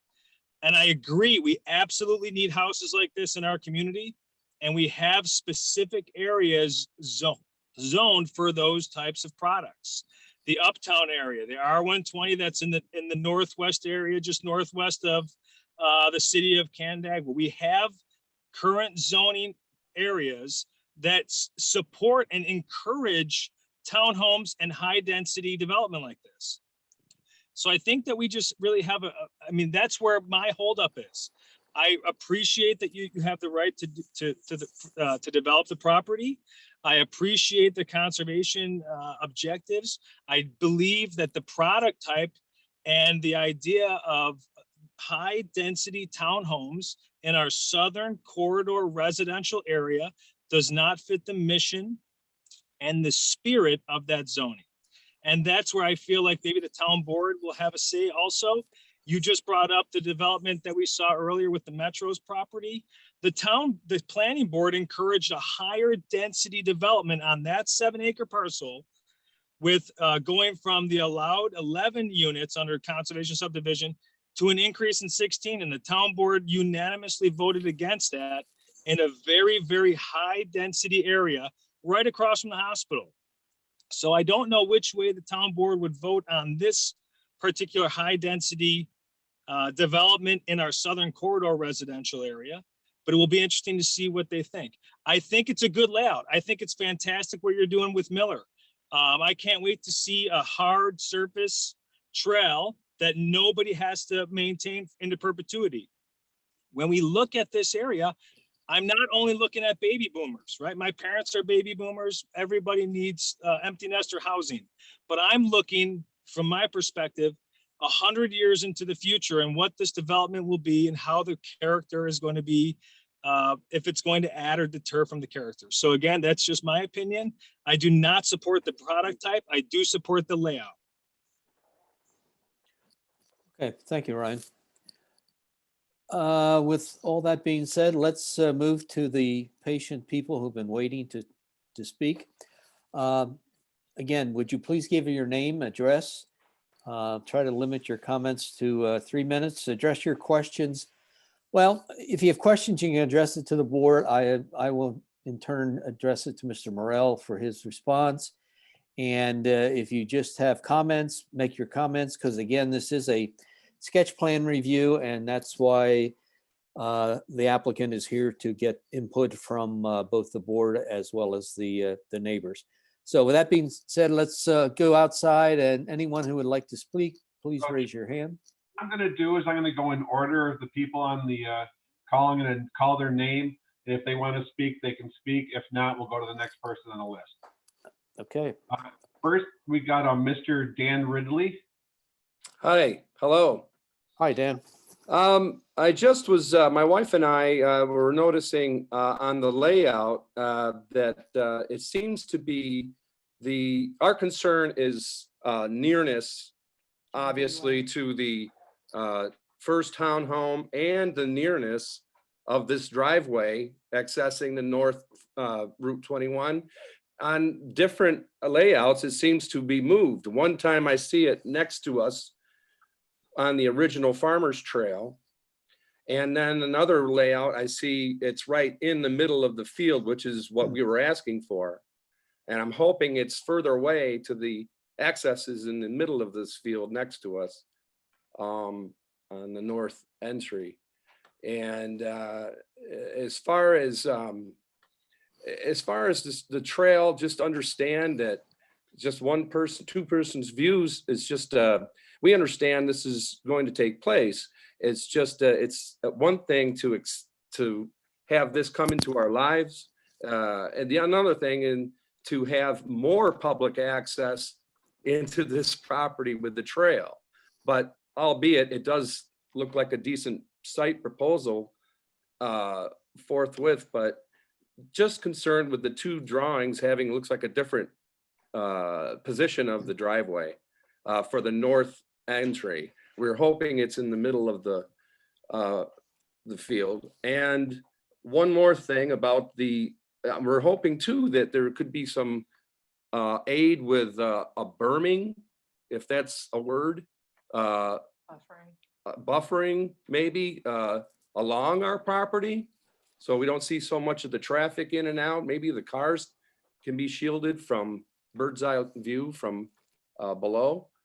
But just those two main, we're just trying to maintain the best privacy, yet allow homes to come in. And just those two things basically for us down here is get the driveway away from us to the center of the field, and maybe a berming along our edge where the barn used to be and the two grain silos. And behind my Sharon Ridley's house, which is my mother's behind us, something like that. And if you allow me to add one more thing, is the two watersheds, has there ever been an issue that anyone knows of possibly flooding over? Because I know our stream that is being utilized does raise twice its height and level and flood times. Is there an issue possibly that could come down, supersaturate the soil? Because we do have a natural grade coming down to us, and we've been fighting that for years. Dan, you didn't give us your address. 3137 Route 21 South. Okay, thank you. Yep, I know where you're at. Okay. All right, duly noted. Thank you. I know the issue of the centering of the road was something Gary had brought up last meeting. I know Jeff had said he would sort of look into that very seriously as far as centering that road and that access to Route 21. Okay, anybody else like to speak? Donna Fay Zoll, would you like to speak? Good evening, Ms. Zoll. Mute yourself, Donna Fay. I was trying to get it. Okay. Donna Fay Zoll, my husband, Robert St. John, we're at 3179. The bed and breakfast, I think everybody is familiar with us. A couple of issues. We understand that eventually that property is going to be developed at some point. But we also think, as Mr. Ryan, can't say his last name, it doesn't really fit in the character of the rest of the neighborhood. I'm not aware of any of our neighbors who are in favor of this type of development, and especially with the higher density. So our bigger problem is the extra density. There's the only person that benefits is the builder with the extra, even if it's only 12 units that can be pushed somewhere into the middle of the parcel and away from the entrances, away from my property, away from the Ridley's property, and from at the other end on Parish Street. Get rid of some of those units, and that's a little bit better for everyone there. I'm not sure if Mr. Morrell's response was basically, if he doesn't get his 80 units, he'll make it worse for us. Because well, it's, you know, in terms of the layout, et cetera, but we have a lot of other issues with, like we said before, the drainage and the issues. I really don't want public walking trails around my property, you know, and especially right next to it. And I would rather that the town not dedicate any of that land for public access, but the HOA take care of it and give the rest of us some privacy, so we don't have anyone who wants go through the property. And I don't even know where you would put more parking, other than looking at my sign of late, because I'm looking at a parking lot on Route 21 here, and then the others at the other end on Parish Street. If there's another trailhead there with more parking, my other neighbors are going to look at cars over there. So those are our comments. I have a question. Wouldn't having the trails possibly be an asset for your business in terms of clients being able to leave the B&B and go take a walk and go up to the park? And couldn't you actually use that in your marketing possibly?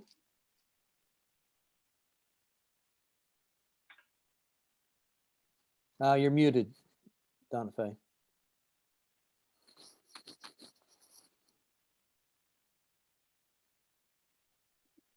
Okay. There you go. Not necessarily. Our guests are not really here for, although some go for, you know, hiking, etc. There are so many other areas in town and within, you know, 50 miles for them to have beautiful scenery for hiking, take a walk. Our guests can take a walk on our, you know, 5 acres. We have a lot of outdoor spaces where they spend time.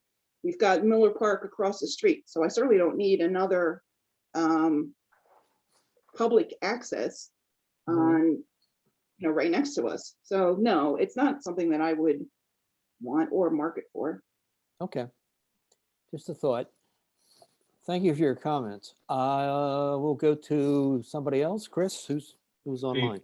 Jen Schneider, would you like to speak? Hi, this is Tim Schneider, 5266 Parish Street Extension, and my wife, Jen. Good evening. I'd like to thank you again for including us, I think, on the distribution. We are an adjoining property, and I appreciate that we got a letter about these meetings. And I'd like to thank Mr. Morel for the presentation. It certainly is a first-class presentation. We certainly aren't impacted as much as many of our neighbors. And we also are concerned about the character of the community and the high density. I think that when you look at that wide view, the overview, and you look at all of the surrounding parcels around this development and ask yourself, well, what is the average acreage per home? And then ask the question, well, does that density that's being proposed really fit, and is it adequately buffered from those surrounding parcels? So I think that's really the concern that we see in general, although we are not as impacted as many of our neighbors. Okay, good comments. Very good. Thank you. I see in the chat that Gina wants to talk. Why don't you bring her in, Chris? I'm trying to go in order of the. Oh, okay. Hang on, next, Gina. We have a Chris Kincaid. That's Gina. Yep, can you hear me? Yes, we can, Gina. Okay. Your name and address, please. Yep, I'm Gina Corello. I'm at 3260 State Route 21 South. I am actually across from where Mr. Morel would like to build. I have a couple concerns. One is the walking trail behind the bed and breakfast. Me and actually Chris Kincaid, my neighbor, I understand that everybody thinks that the walking trail behind our houses is wonderful and beautiful, whatever. You guys might all think that, but for us, it's a headache. The other issue I have is with the walking trail is I don't think people understand the amount of traffic that comes down 21 in at the high speeds that they come down.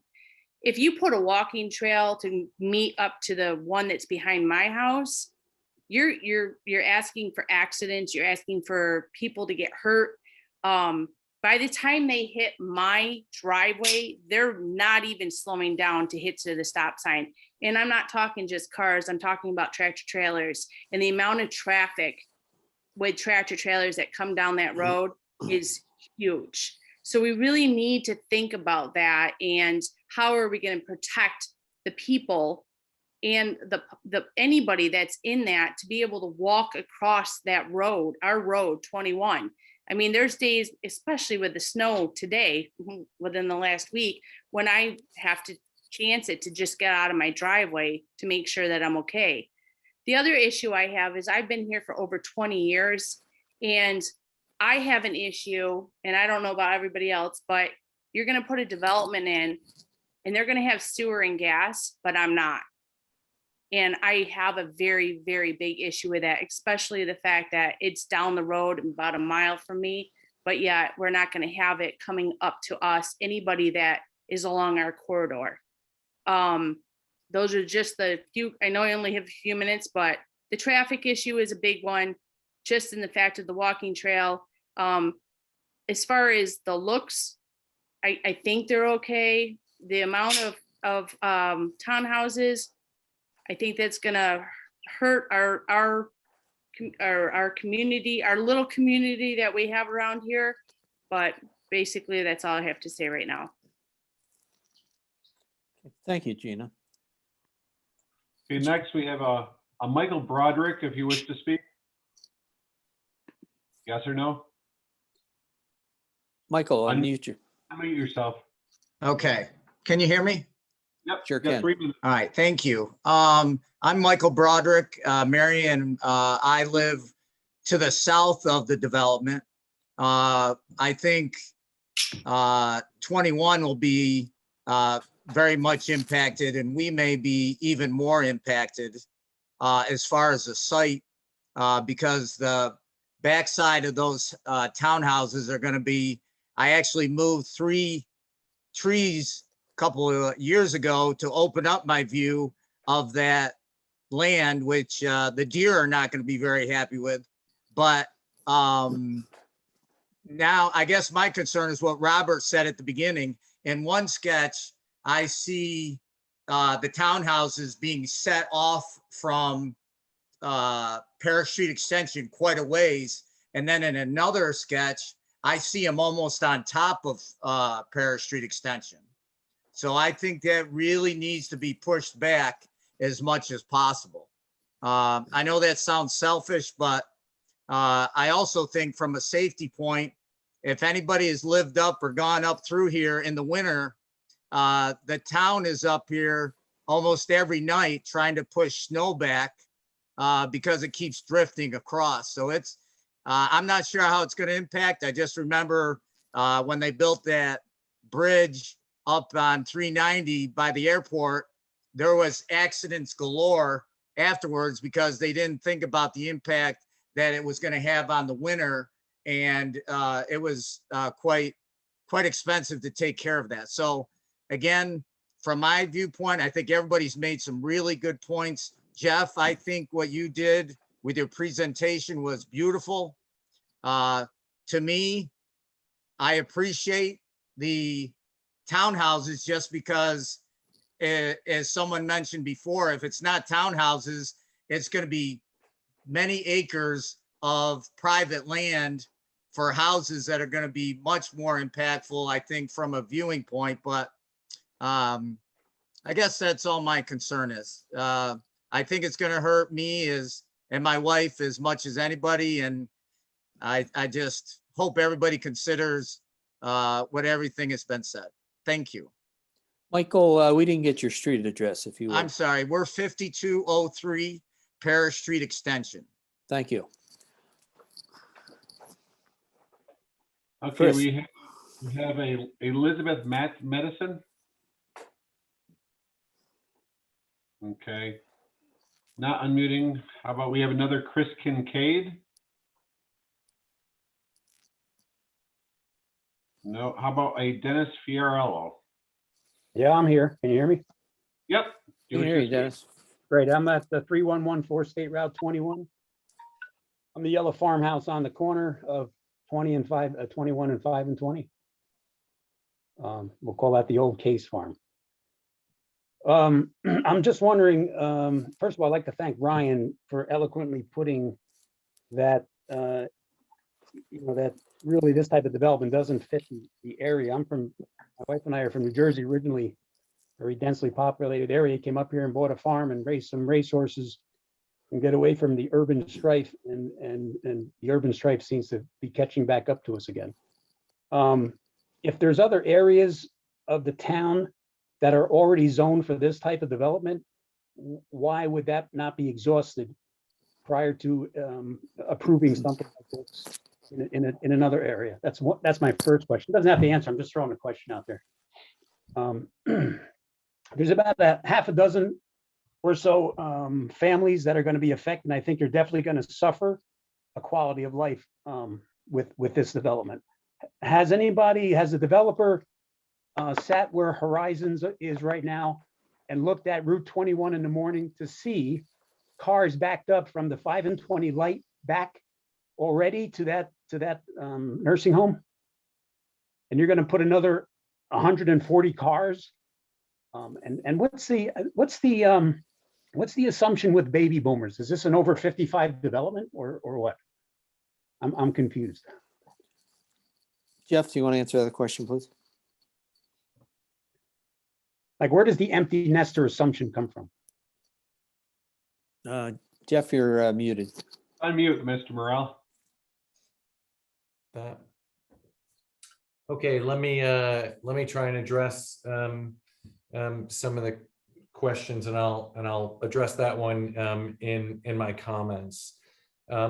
First of all, I can't apologize enough with regards to rendering versus sketch plan. So both entry points are as submitted. Just wanted to comment with respect to I believe it was Mr. Ridley.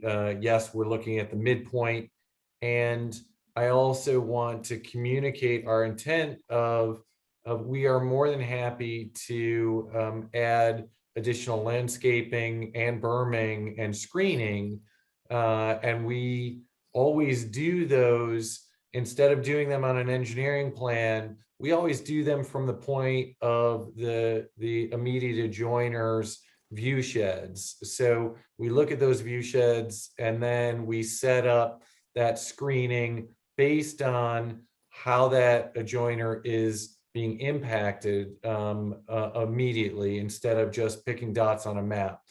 And so when I provide my email and my phone number, one of the purposes is to assist in that category. I meet out at your home and be like, how can we provide that privacy and that incremental screening that's appropriate? So just clarifying both of those at the entry points, as well as screening and privacy options for those residents.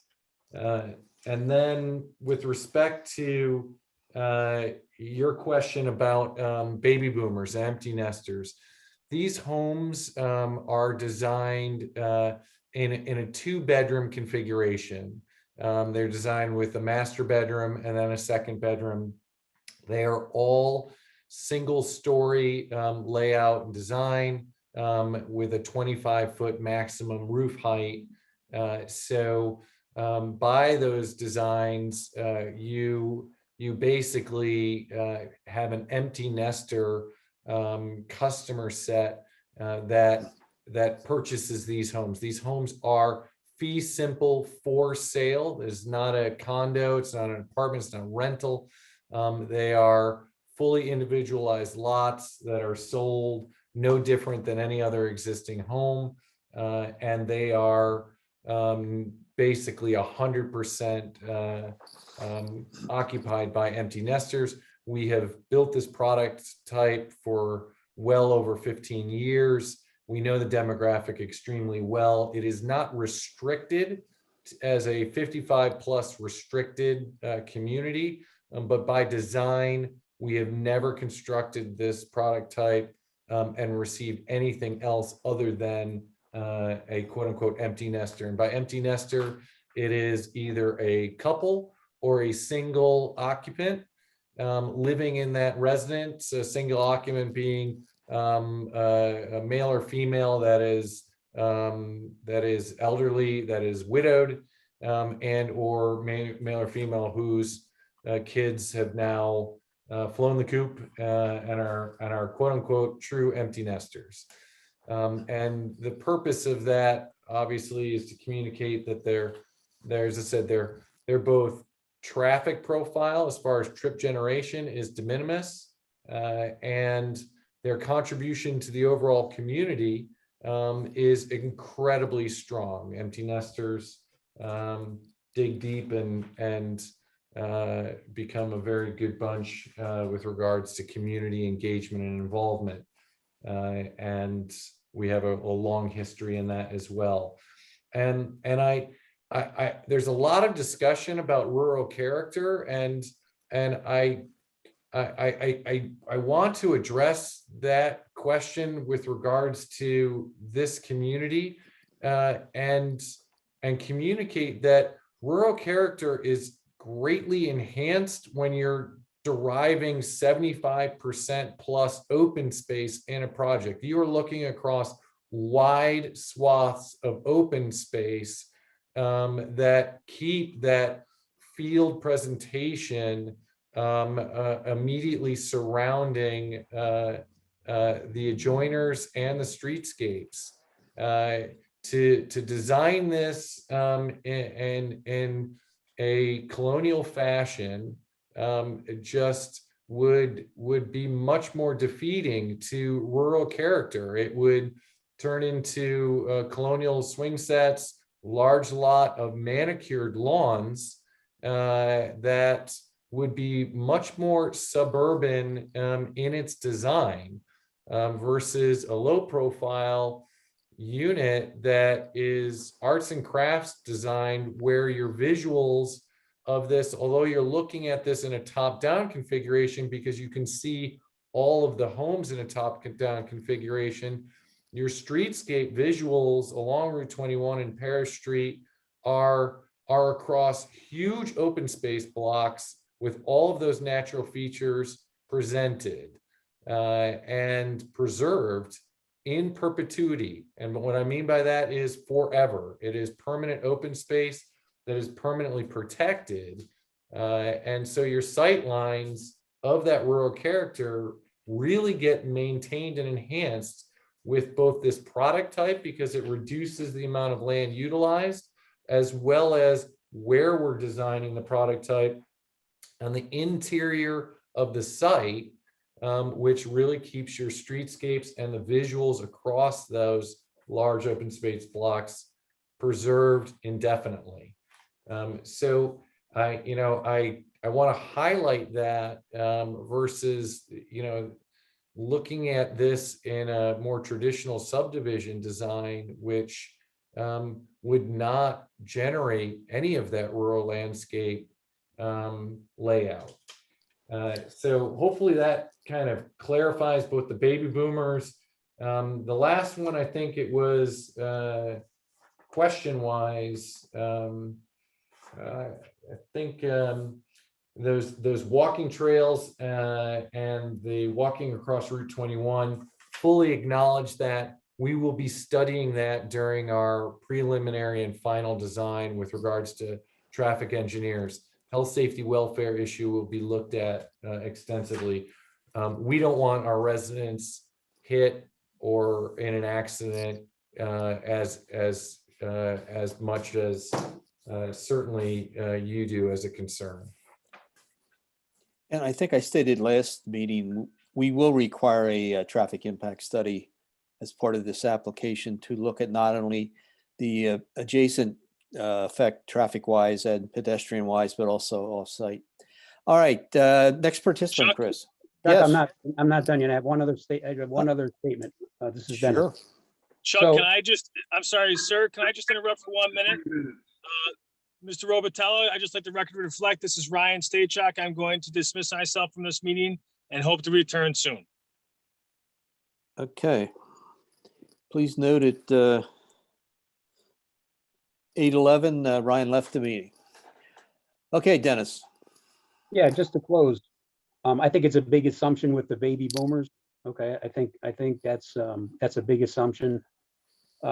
And I'm not so sure that that's gonna, the young people, the millennials today are not gonna be able to afford buying some of those larger houses that are in town. I agree. So they're gonna be looking for units like this. I'll also say that from a traffic standpoint, like I said, Route 21, I believe, is a 55-mile-an-hour zone. To come out of a development and try to merge a lot of cars onto a 55-mile-an-hour zone without an acceleration ramp, you're going to have accidents. I guarantee it. When there's a lot of traffic, you're going to have traffic backed up from 5 and 20 all the way back to the turn on 21. All right, and I'm not so sure the developer has taken that into consideration. And when he's comparing townhouses versus homes, and that the townhouses leave more space, absolutely. No development at all leaves a lot more space, okay? And I would ask the board members, just to close, I know most of the board members, when this was approved 10 years ago, probably weren't on the board, right? But if you were one of these dozen homeowners that live in this area that are gonna be affected by this, would you be in favor of this today? And I'll leave it at that. Thanks a lot. Thanks, Dennis. Okay, Chris. Next we have an Edward Cermak. If you want to speak, unmute yourself. Okay. Next we have Elizabeth Medicine. If you want to speak, unmute yourself. How about a Bill Areno? Okay, how about Cole Papasergi? Okay, how about Sydney Wilkin? Then next we have Lori Henderson. Okay, it looks like none of them wish to speak. They didn't unmute themselves or raise their hands. All right, I'll offer one more time to speak. Anyone would like to speak before we close this out? I have a Please- question. Please unmute yourself if you have to speak and if you Uh, haven't spoken yet with your 3 minutes. Hi, this is Dan Ridley. I have one more question. As far as utilities, I think I heard Mr. Morrell mention something about the sewer is inaccessible. And so how is that going to be handled? Because I didn't know if they needed to access, if our property had to be accessed to the sewage there. So I wasn't sure how the sewage would be handled, if it's from the watersheds alone or how how is that involved? I think, Jeff, correct me if I'm wrong, what was stated was this development will be sewered with public sewer and public water. And I think as far as the surrounding properties, that's one question I had, if there's a possibility of possibly extending the sewers to serve some of the neighbors, and that's something that can be looked at further on, but that's just something We else. did talk to the sewer department, and it looks like connection will be made at Paris Street Extension going downhill to that location. Would there be any lift stations, pump stations involved, or is it all gravity? I couldn't answer that as far as engineering, though it looks like based on the slope, it all slopes down to the Paris Street Extension connection. Okay, It's all gravity. thank you, Rich.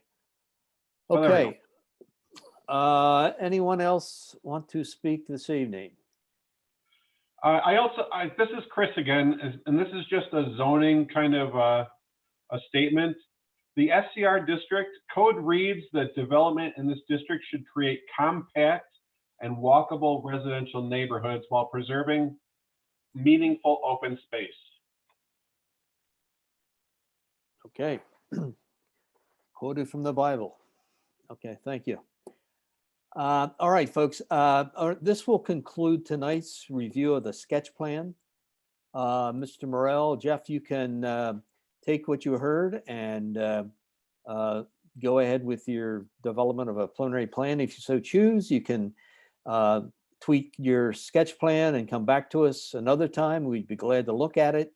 I would certainly recommend it as you discussed meeting with the residents at some point with a site meeting. That would be helpful for everyone. In fact, when that site meeting occurs, if you can make me aware of it. Anyway, I know we can't meet as a board out there because that would be a violation of the open meeting law, but at least one or two planning board members might want to attend. And then we would proceed further down the road with a formal subdivision. Now, I know the town board has not acted on your request for increase in density, right? They've not acted yet. Okay. Sorry, yeah. No, they have not acted. I believe they've received a recommendation at this point. And also, Chuck, what I'd like to say is, I would love if there are immediate adjoiners, again, if you could kindly send me an email so that I can have contact information in the land of COVID. I don't want to knock on your door in the middle of a Saturday or Sunday, and so that I could have the best means of contacting you. I'd appreciate it if residents could just reach out directly to either my cell phone or my email, so that we can begin that dialogue and I make sure I address any questions or concerns that you have. And if you'd like, I'm happy to either repost that or re-provide it right now if you want. If you want to check with Michelle in the development office, she sent out the notices for tonight's meeting. She can maybe give you that mailing list. That'd be great. If it's allowed. Okay, anybody else on the board regarding this discussion this evening? I thank all the residents for their patience and attendance and input. And thank the developer, Jeff, Rich, thanks for showing up again. And good luck. Thank you very much. Have a good evening. Thank you. Okay, I am going to move down to the DeMarco request. I know this was discussed briefly at our last meeting. It came in at the last minute. And I think there was a request that someone from DeMarco attend tonight's meeting to go over the status of phase 2. And I know we have two distinguished gentlemen, Paul Colucci and Greg Pfister. And fellas, good to see you again. I'm glad we were able to drag you out.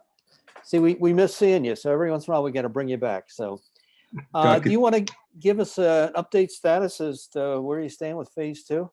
Yeah, happy to, Mr. Chairman. Paul Colucci with the DeMarco Group. And as you mentioned, Greg Pfister is also online tonight to answer any questions. And in general, just a quick recap. As the board will recall, we presented the application back in April of last year of 2020 for phase 2 of Creekview Apartments. It's a identical project as what you saw in phase 1, 96 units. The project was favorably received. We ended up getting final phase 2 approval in May of 2020. And Greg went forth with an application for funding, very consistent with similar funding mechanisms and process as phase 1. The project was not awarded. Greg can give a little bit more detail on that if there's any questions relative to where we stand. But we applied for an extension in October as we were not going to be able to satisfy all the conditions and achieve planning board chair's signature within the 180 days. So the board granted an extension in October, which will take us to May of this current calendar year. We spent some time talking with the town staff relative to where we stand with the current funding round and where we stand with the ability to satisfy the conditions that were on the approval resolution. And we're very comfortable that we can satisfy all of those conditions, and we're working with BME, our engineers, to address those. They've been in contact with the town engineer and the other regulatory agencies. The only condition that we're asking for a little bit of flexibility, and what the reason we're before you tonight is for a modification to condition number 6, which was, as it stated in the approval resolution, that we would satisfy all of the requirements of Ontario County Department of Public Works, which is the sewer district, prior to planning board chair signature. We're comfortable that we're working towards being able to satisfy those conditions. We had a very positive meeting with the sewer district a couple of weeks ago. Several town staff joined us in that call. They have pledged that we will be able to do the next phase, the next phase with being able to sewer the next phase of the project. There's no concerns with capacity for this phase. However, given the time that it typically takes us to satisfy all of their conditions, we feel that we just need a little bit of time and flexibility. So we're asking that condition be modified to state we would satisfy all of the conditions of Ontario County Department of Public Works prior to obtaining building permits for phase 2. So that's really it in a nutshell. The project is exactly as we presented it back before this board in May of last year. There are no changes to the project as proposed, other than just requesting consideration of modifying that condition number 6. Okay, and refresh my memory. I think the reason it was made so restrictive as it was because the county had asked us not to approve the plan until the sewer issue was resolved. And I guess it was still up in the air as to whether there was adequate capacity, but in the development of phase 1, it is found that there's more than enough capacity existing, and there's not as concerned as they were previously, and therefore we could go back to our standard approval, which would be make it conditional upon the building permit. Is that correct? Yeah, that's correct. I mean, it's a good summary. Ultimately, when the overall Creekview project was approved for 4 phases, 396 apartments, we did a sewer study, and they said that there was enough capacity for phase 1, and that we would have to come back to them for any subsequent phase and evaluate the capacity for future phases. So that's really why that condition was written as it was. With Greg's assistance, we produced actual sanitary, actual water usage rates that were significantly lower than the rates that they had us use in the study. And I know Lance was on that call with them a few weeks ago, as was Chris Jensen. They were very satisfied with the ability or with what we demonstrated with the actual water usage and the lower rates that this project is producing, and they committed that this next phase will be able to be sewered. Okay, so assuming we grant the amendment, then you think everything can be done by that May deadline for the second extension we had given you, I believe? You think everything else can be done? Yep. Yeah, Okay. we do. We're working through that. Lance, I know, has been in contact with BME, trading correspondence back and forth. We're closing in on addressing all of the town engineers' concerns, and I feel that we'll be able to satisfy those conditions to secure the planning board chair signature. And Greg, maybe you can just give an update on where we stand with funding for this next phase. Sure. The application went in on January 13th. We have been notified that HCR is hopeful to make award announcements sometime towards the end of March, 1st of April. And if that's the case, then we are on schedule to do the things that Paul just mentioned. Okay. And the kitty, the fund that's available for this type of project, it's something that's been legislated. It's there, the money's there. It's just a matter of who gets it. That's right. Okay. The last, Didn't get that. Could you try again? oops. Sorry, it's my Apple Watch talking to me. Okay, I'll try again, Chuck. Sorry. That's what I keep doing with this project, trying again. Yes. One more time. The last time that it was not approved, there were over 60 applications across the state and only 11 were funded, and 1 in each region of the state. So it is very, very competitive, though we have heard yet again that HCR is very positive about this project, not only for its location, but also for its energy efficiency. Very good. All right, board. I knew you had a couple questions last meeting. Did Paul and Greg answer them for you? I'm good. I guess I'd like to just ask again, because maybe I just didn't understand it, Paul. To be clear, what specific actions do you want to do now that you're prohibited from doing because of the way the language is right now? So it's, Gary, it's a simple modification to condition number 6 of the approval resolution. The condition read that prior to planning board chair signing off, that we would have to have all of the requirements of Ontario County Public Works satisfied, meaning that they don't have any outstanding comments. We know that we're going to work through it with them. They historically are a little bit slower of an agency, so we just didn't want to be hamstrung with that. We know that we have to satisfy their conditions. We built a pump station to service all 4 phases of the project. That is done. All of the infrastructure is in. It's just making sure that we can get the chair's signature prior to the expiration of this latest extension. And it just gives us a little latitude to work through the county's final review. They want to see easements. They want to see, all the engineering plans. They typically don't review them in the same cycle that the town engineer does. We find that they kind of back burner us until it's hot and heavy and we're screaming at them for them to actually start reviewing our plans, unfortunately. Okay, I guess what is you are very optimistic. What I think I'm hearing is you're very optimistic that you're going to get authority to proceed, start moving dirt before you get the DPW concurrence, which means you want to have that's why you want to move it to prior to building permit versus signing the plans.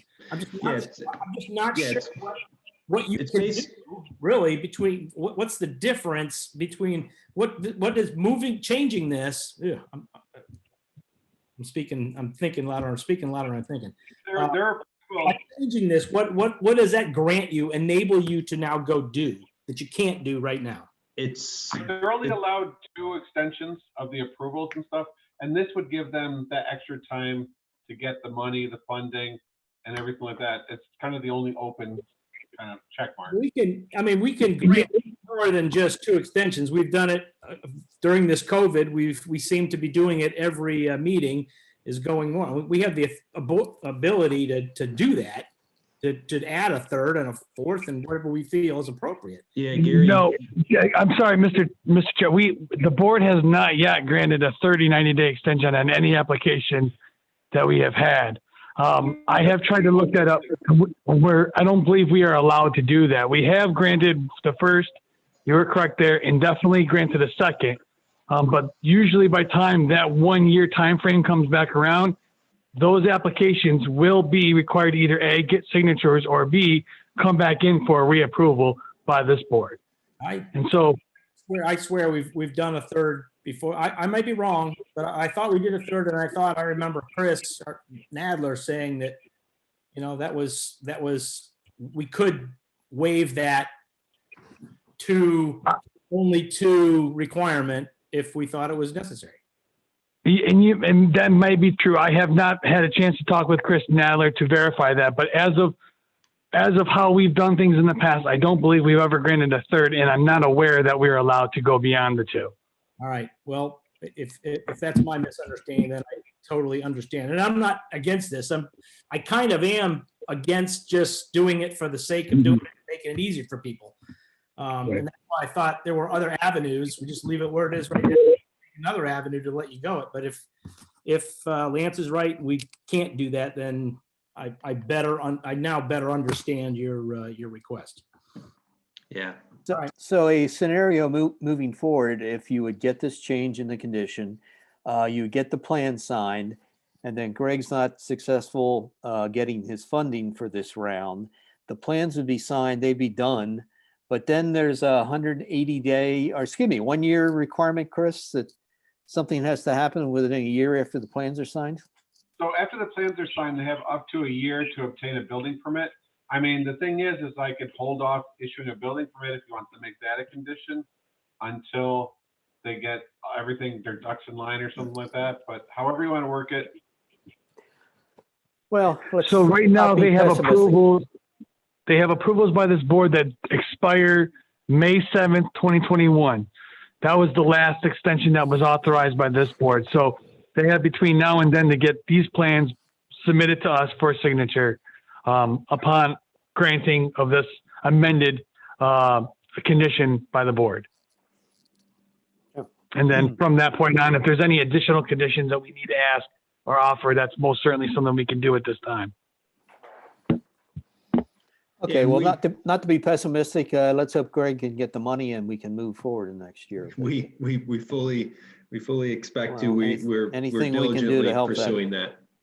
Hopefully a signed set of plans will help you in your scorekeeping. All right.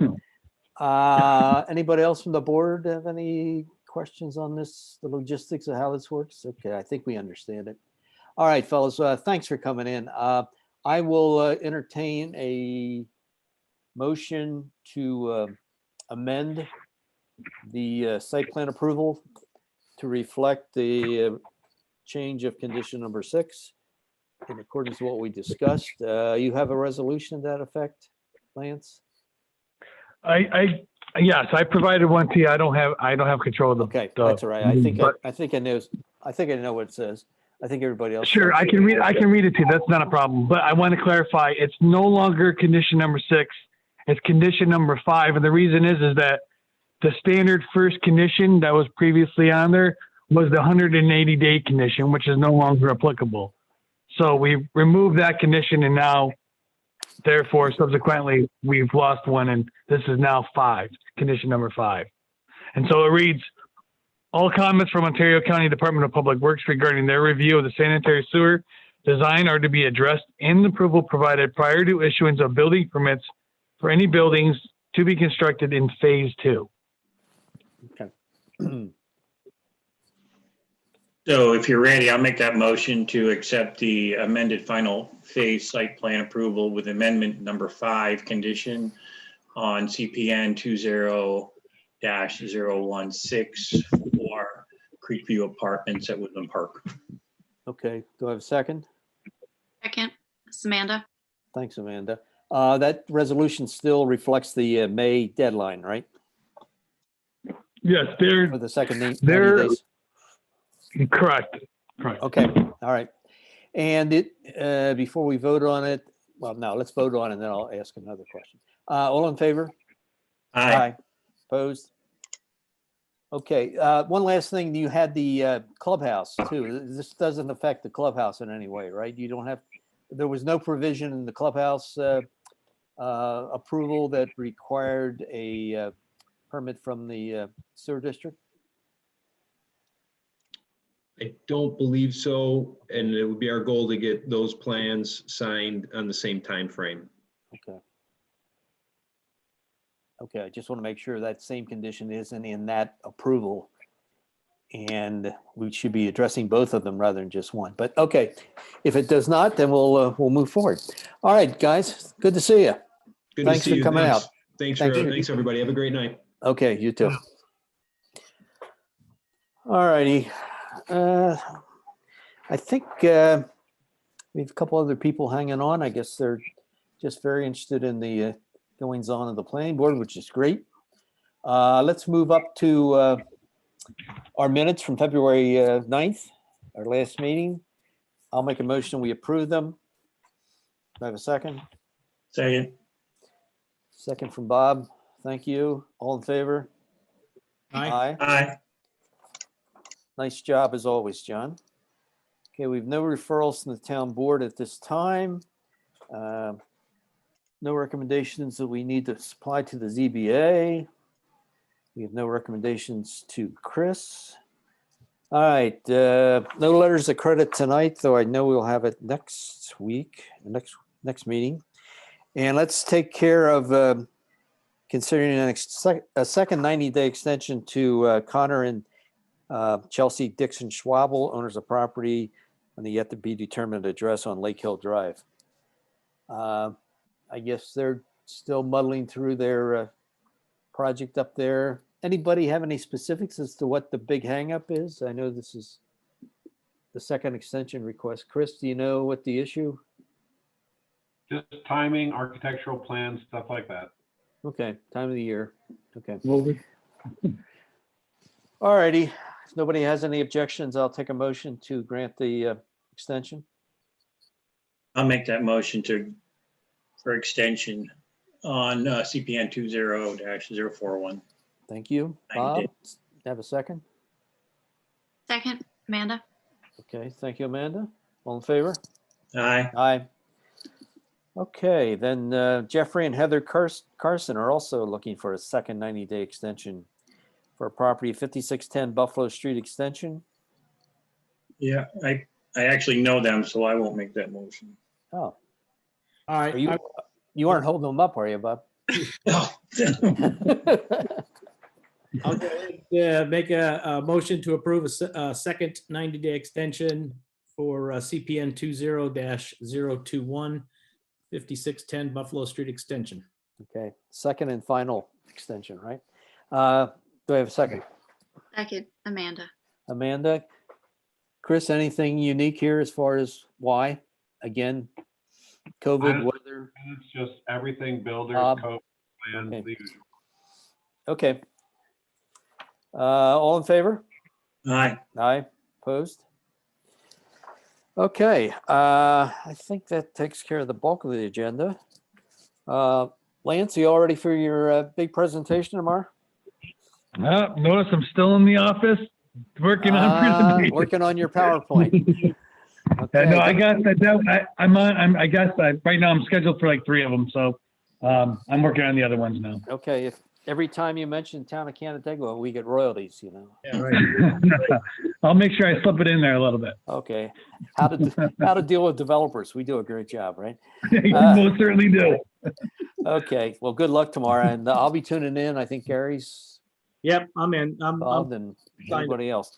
And other training opportunities, we got the municipal boot camp that was circulated a while back. The Genesee Valley Finger Lakes have their 2021 local workshops that run from April 8th to I believe May 25th. They run from 11:30 on Tuesdays and Thursdays to 1 p.m. Looks like some good programs there. I guess this is in replacement of the thing they used to do out at the basin, Bushnell's Basin. Obviously, they can't meet there. Of course, the basin is no Right. more either. So I think they're doing virtual seminars now, and they usually have good programs. So check those out. And I think you also got a notice about a webinar on the comprehensive plan, how to do a comprehensive plan on March 3rd. Another opportunity to pick up an hour or so. So check them out and sign up if need be. Okay, looking ahead to 2 weeks, we'll have, I guess, Mr. Marks back with Metros. Hopefully, if he gets these plans in, Chris, you'll let us know if we get that submission. Yep.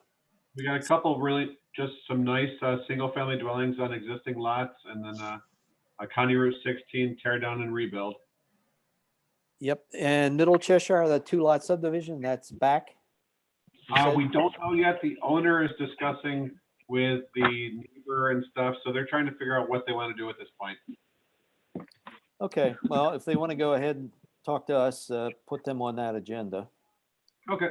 All righty, and Hey, We Chuck, may- if I may, can I have a question? sure. Of You can- Chris. Hey, Chris, this comes up a lot. Can you talk about that 30-foot hardscape on the roads or driveways prior to during the construction? Can it be anything other than tar? We've had concrete, we've had blocks, we've had all these other things. Anything except for like gravel, loose material that's going to wash into the roadway. Okay, so for the record then, we could approve concrete blocks or anything that's going to be hardscape that will stop the rocks. Yeah, and then we also have a standard detail on how if the snow melts on your driveway, it's not gonna, all the water's not gonna flow right into the right of way. It's gotta dip down a little bit, it has a certain leveled area and stuff, but Lance usually reviews that during his process review of the plans and everything. Okay, thanks. I just wanted, we get it a lot and wanted to hear from you. Yep. Thank you. And I think in the past, there were a lot of driveways approved, just stone right out to the edge of the road and mud. I mean, dirt. Mine was. Yours. How did we let that get by? All right. It wasn't really standard up until like a few years ago. No, I remember Yeah. Lance and I were involved in the site design manual. That's where that came up. I know Jim had a concern. He was always cleaning mud and stone out off the road. All righty. We may have a referral for the Middle Cheshire Corridor study. I think it's subject to a hearing of the town board, and they will be asking for comments from ECB, planning board, and all the suspects. So we'll be maybe reviewing that at the next meeting. And that being said, geez, we don't have Ryan to say goodnight. So someone else want to make a motion to adjourn, unless there's something else? Sure. I'll make a motion to adjourn at 8:42 PM. Okay, Second. very good. Well, town got their money's worth this meeting, so. Appreciate it. I appreciate